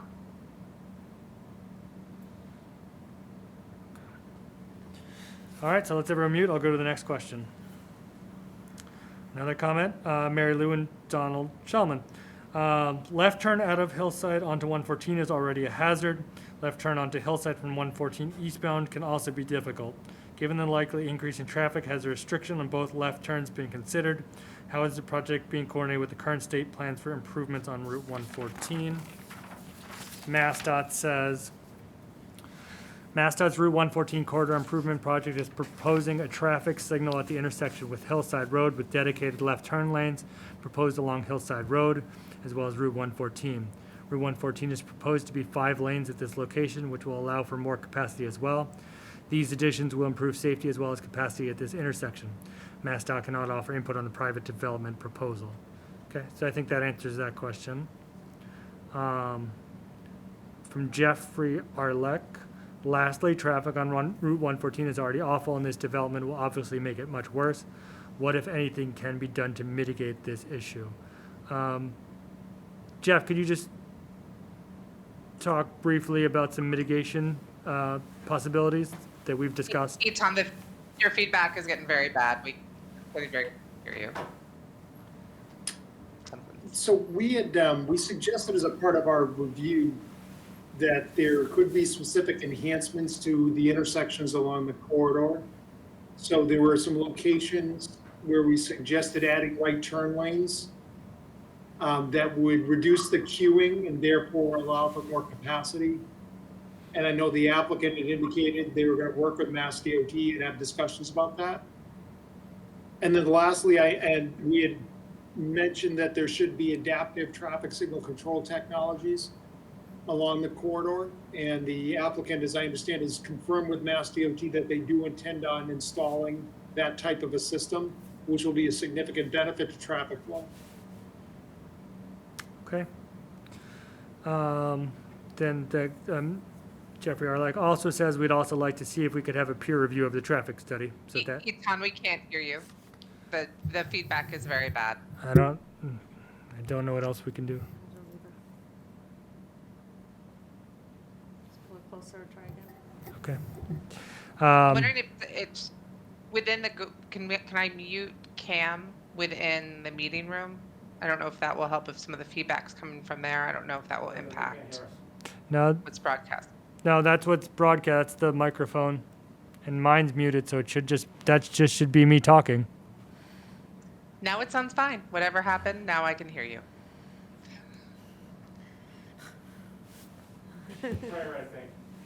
Okay. All right. It says we'd also like to see if we could have a peer review of the traffic study, so that's been done. Janine Sarasso says, in addition, I do not see any plans for expanding Route 114, and yet the plans call for tripling the number of units and parking spaces. So we've talked at length tonight about the Route 114 improvement project from MassDOT. So I think that answers that one. And all the traffic information, the town has a website associated with this project, and all of this information is posted to the town's website, so. Do you have that site? It's right on the homepage. I will look it up and Okay. you'll see it. Get that? From Christina Dennis, of course, I am also concerned about how this project could impact me and the well-being of my family. I live on Johnson Street, a cut-through. People do what they do on cut-throughs. They drive too fast. With the increased construction in town and traffic congestion along 114 between the Willows and Bertucci's, more people, now further delayed, choose to quickly use a cut-through street like Johnson or Salem or Waverly to avoid the current 114 and 125 tie-ups. In recent years, tractor-trailer trucks are also choosing these residential streets to avoid 114 and 125. This combination of speed and heft on our residential streets is already a problem. I'm afraid with the first construction upheaval, then retail-related traffic, residential streets that circumvent 114 and 125 could eventually just become just as congested and hazardous as these state highway roads. Okay. So if I can interject, on the Community and Economic Development webpage, there's a link on the left side, so, and it links, and we post all the meeting material, the minutes, the traffic study, all the associated information on buildings and heights. Program summaries are all linked to that site. Okay. And I think we have talked about some of the mitigation potential for side roads. Though I'm not sure I'd consider Johnson and Salem or Waverly cut-throughs, but we have talked about some of the mitigation. Thomas Dugan, number 5, the primary MHD project associated with the Royal Crest development, 25% design comments were completed on 7/29/2020 prior to the release of this project to the public. The materials available through project info and other state highway resources are dated, not necessarily reflecting the current discussion at this board. Does the planning board know if MassDOT will host a series of new 25% design hearings given the ongoing development of this project? Further, the current estimated construction cost for the project is listed 30 million. Does the planning board of the town know who will pay for additional infrastructure and scope items given this is a MPO tip project? Will the proponent and Merrimack College be required to contribute funding for the project? Response from MassDOT. MassDOT anticipates that a design public hearing will be scheduled for this summer. Additional public information meetings can be held after the DPH at the request of the town as the design advances. Any additional mitigation required as part of the proposed developments would be identified by MassDOT, the town, and MEPA. The cost of these mitigation strategies would be borne by the developers. Then finally, regarding infrastructure and traffic analysis along the corridor, can the planning board confirm that there is no conflict of interest among both state and municipal consultants? E.g., they are not representing both the project proponents, college, state, and municipality at the same time. MassDOT says MassDOT's designer Greenman Peterson Inc. is representing MassDOT alone and is not representing any other entity abutting this project.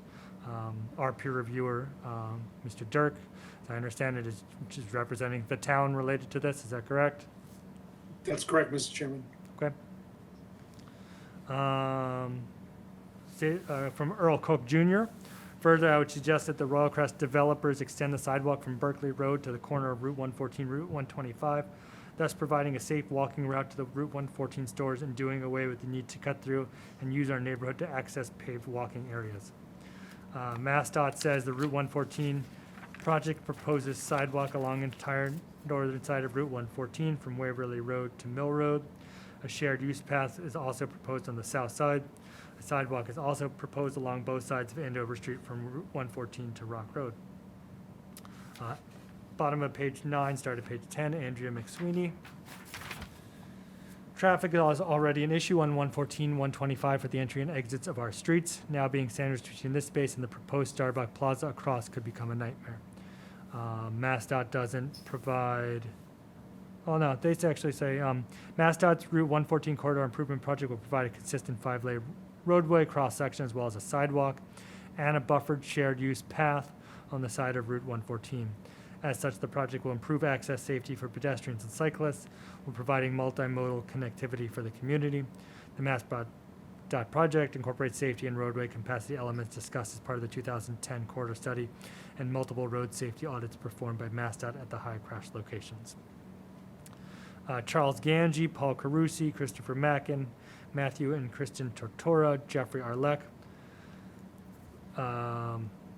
Additionally, under info this text, the improvements will activate and make Route 114 much safer. Appears to be incorrect or misleading as the traffic study does not support that 114 will be safer because of the project. The DOT project is in process and will be done regardless of Royal Crest changing. Jim Salvatore, first and foremost safety. The additional residents would put a strain on first responders. Normally, quiet side streets will be used as a cut-through both during construction and after the project would be completed with the increase in traffic. If I am out for a jog with my young children in a stroller, people already use Chestnut Street as a cut-through, driving fast on that narrowly, increasingly populated road. Adding more people to the area and more cars looking to get around the traffic, I expect a massive increase. It is only a matter of time before an accident happens and someone is injured or worse. Surely safety for our town is everyone's major concern, and I assume it is yours as well. Traffic alone is another issue. I'm sure you have been in traffic here on 114. So I think, Eitan, you did not respond to the Charles Ganji and others from the MassDOT's response? Yeah, I mean, MassDOT had the same response that they've had as throughout, so I didn't reread that. And I think we've talked about the traffic.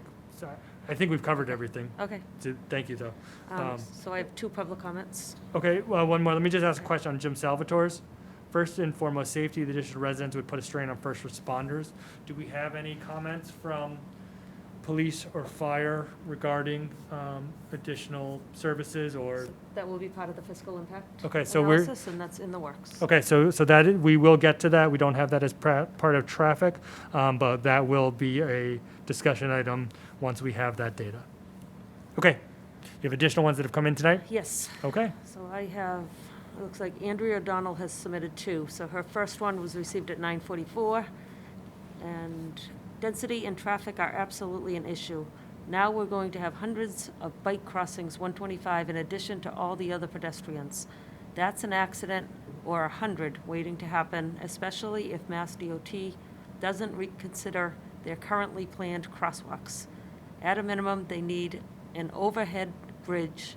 This is a cloaked attempt to build an annex to Merrimack College. The Arthur Fiedler footbridge and the existing Route 125 work just fine. Andrea O'Donnell, 14 Sergeant Street. Second one received at 9:57 from Andrea. Further, they can change the grade to accommodate a footbridge, and the bridge doesn't need to be straight across. Diagonal design would lessen the ramp length needed. They just don't want to build it. There's an engineering solution for everything if they wanted to do so. Okay, so we've talked about the footbridge, and I expect to hear more from Mass DOT. I think it's something that's certainly worthy of further discussion. Okay, so a comment came in from Jake McGarry at 9:51. What about a tunnel under Route 114? North Andover, big dig. Mike, has a tunnel under 114 been discussed? It actually has, and it's infeasible for a number of reasons. We've actually done geologic studies in the areas of that part of the site. There's bedrock relatively close to the surface, as well as many people know, there's a high water table in the area of this site, so that precludes the building of a tunnel. It would be pretty awesome. I know, like in Montreal, they have kind of a whole underground network of tunnels, and there's shops and stuff in the tunnels, and it's in bad winters you can still get around because you can go underneath. It's a pretty cool idea, but yeah, I don't think it's going to work here. But good question. I'm glad you guys have discussed it. Okay. Hey, Tony, I just want to add that the traffic summary original memo had 2 additional comments from John McGarry added to the end of them, and they were a result of the Board of Selectmen meeting. And so I included the comments Mr. McGarry made to the selectmen, and then after hearing the discussion, he submitted follow-up comments. They've been sent to Mass DOT. Mass DOT has responded to John asking to meet with him, I think, this week. And so they're going to schedule a meeting with John to discuss these 2 comments. Okay, and so let's hold those comments until after that discussion to see if something actually comes up from that. Okay. Can I ask members of the board if, so this was kind of our way to try to start tackling some of these public comments that come in. Did this work as a way to do it, or not work, or have any suggestions? If should we try this for another topic? So just wanted to get some feedback. Kelly? This is Kelly. Yeah, I think this works. It puts it all together. Lets us run through them, kind of have the similar topics and group them. I thought it was effective. I agree. This Okay. is Peter. Thanks for doing it. I think we have to have some method to respond under these COVID guidelines. So I think it's a reasonable approach to give feedback to important questions. Okay. John, agreed? Okay, good. I think it was helpful, and I think it was helpful to have the experts here to talk about it and for us to be able to ask questions and to address these questions. If additional questions come up based on our conversation, please feel free to submit them, and we still will take those, but I'm assuming that'll be like a smaller group. Okay. Yeah, so I'll look for the next common theme, but anything related to like school capacity and number of students, I would hold off just until we get the fiscal impact, because Okay. that will reform that. And I just want to add one more thing about abutter comments. So in Okay. your package tonight, there were 3 comments submitted not related to traffic, so we can hold them and discuss them in the future. But I did just want to point out one, because we've had a lot of questions about building heights. 2 of the comments in tonight's were related to building heights along 114 and view angles. And so one of the abutters actually suggested if we could get some type of scaled model, it would be really helpful to see from their perspective in their yard what the impact will be, if any. And I know that in all of the recent multifamily housing, you had view angles from people's back decks, you had them from roadways, you had simulations. So I didn't know, that would take a while to do a scale. I've reached out to Mike, and he said it would certainly be expensive and it would take a while, so I just wanted to talk about it tonight. If it's something that you wanted to pursue, I guess you can talk about the challenges and timing and how people would actually view a scaled Miota. Well, at what this we point. did on Sutton Street was, the people who wanted kind of view corridors, we allowed the applicant to go on their property and take pictures and then set it up for, simulations, right? Yep. I mean, that might be at least an initial way, and if we get good results in terms of, not in terms of what the views are, but in terms of it's clear, that might be the easiest way. So, I don't know. Mike, what do you guys think about that? Yeah, that's certainly something we can talk with our design team, and I'm sure we can come up with something to, help people visualize what the potential visuals will look like. Yes, Okay. I don't know that it was as effective, but for Avalon Bay, you actually did a balloon test similar to a wireless. Yeah, that didn't work too well. Well, maybe it was just a windy pouring, day. raining, Yeah. awful day, but I thought the one on Sutton Street worked well. Now, there may have been a more limited number of people that were affected, but why don't you talk with your team about what you can do, and then we'll see with people who live close if they would like, something specific from their property. I also found that it was a good way to talk through some questions and things like that. But if they say, hey, I live on this street and I'd like to see what my corridor is, and you just go out and do the measurements and take the pictures, it's helpful. Just tell us, for the next meeting, tell us what you what you guys think you can do, and then we'll try to set something up. And there will hopefully be a site walk at some point too. Absolutely. Okay, so what about stormwater? Could we do questions about I know there have been questions about water and water tables and stuff like that. Are we ready for that?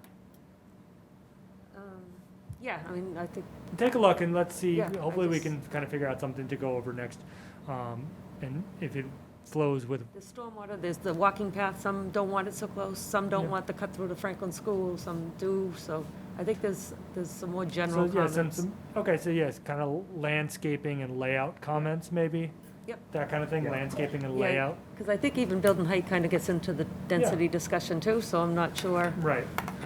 I'm not sure how detailed we can get in that, but I think there's probably plenty there, believe me. There was a lot. Okay. So. Okay. All right, so I think that was a good discussion. Thank you, everyone, members of the board, for your active participation.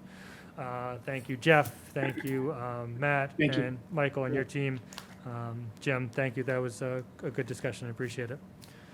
Thank you. All right, okay. Hey, Todd. Yes, Peter. Hey, Todd, this is Peter. Before we lose Jeff, can I ask him one more question? If he's still here. Yes, absolutely. Jeff, I've been digging through my notes and I just haven't found it yet. I know I have it, but do you recall in an earlier meeting when we were going over the traffic studies, we came up with a comparison of current number of daily vehicle trips versus future number, and it was a multiple. Was that like 3 or 3.5? What was that? Do you recall? Yes, your number, when the citation that you had about it increasing 2 to 3 times is correct. That's roughly what it is. Okay, thanks, Jeff. Thanks, Eitan. Okay. All right, until the next meeting, thank you. Good night, everybody. Thank you very much. All right, could Bye-bye. we Night, everyone. get a motion to approve the minutes of the March 2nd meeting?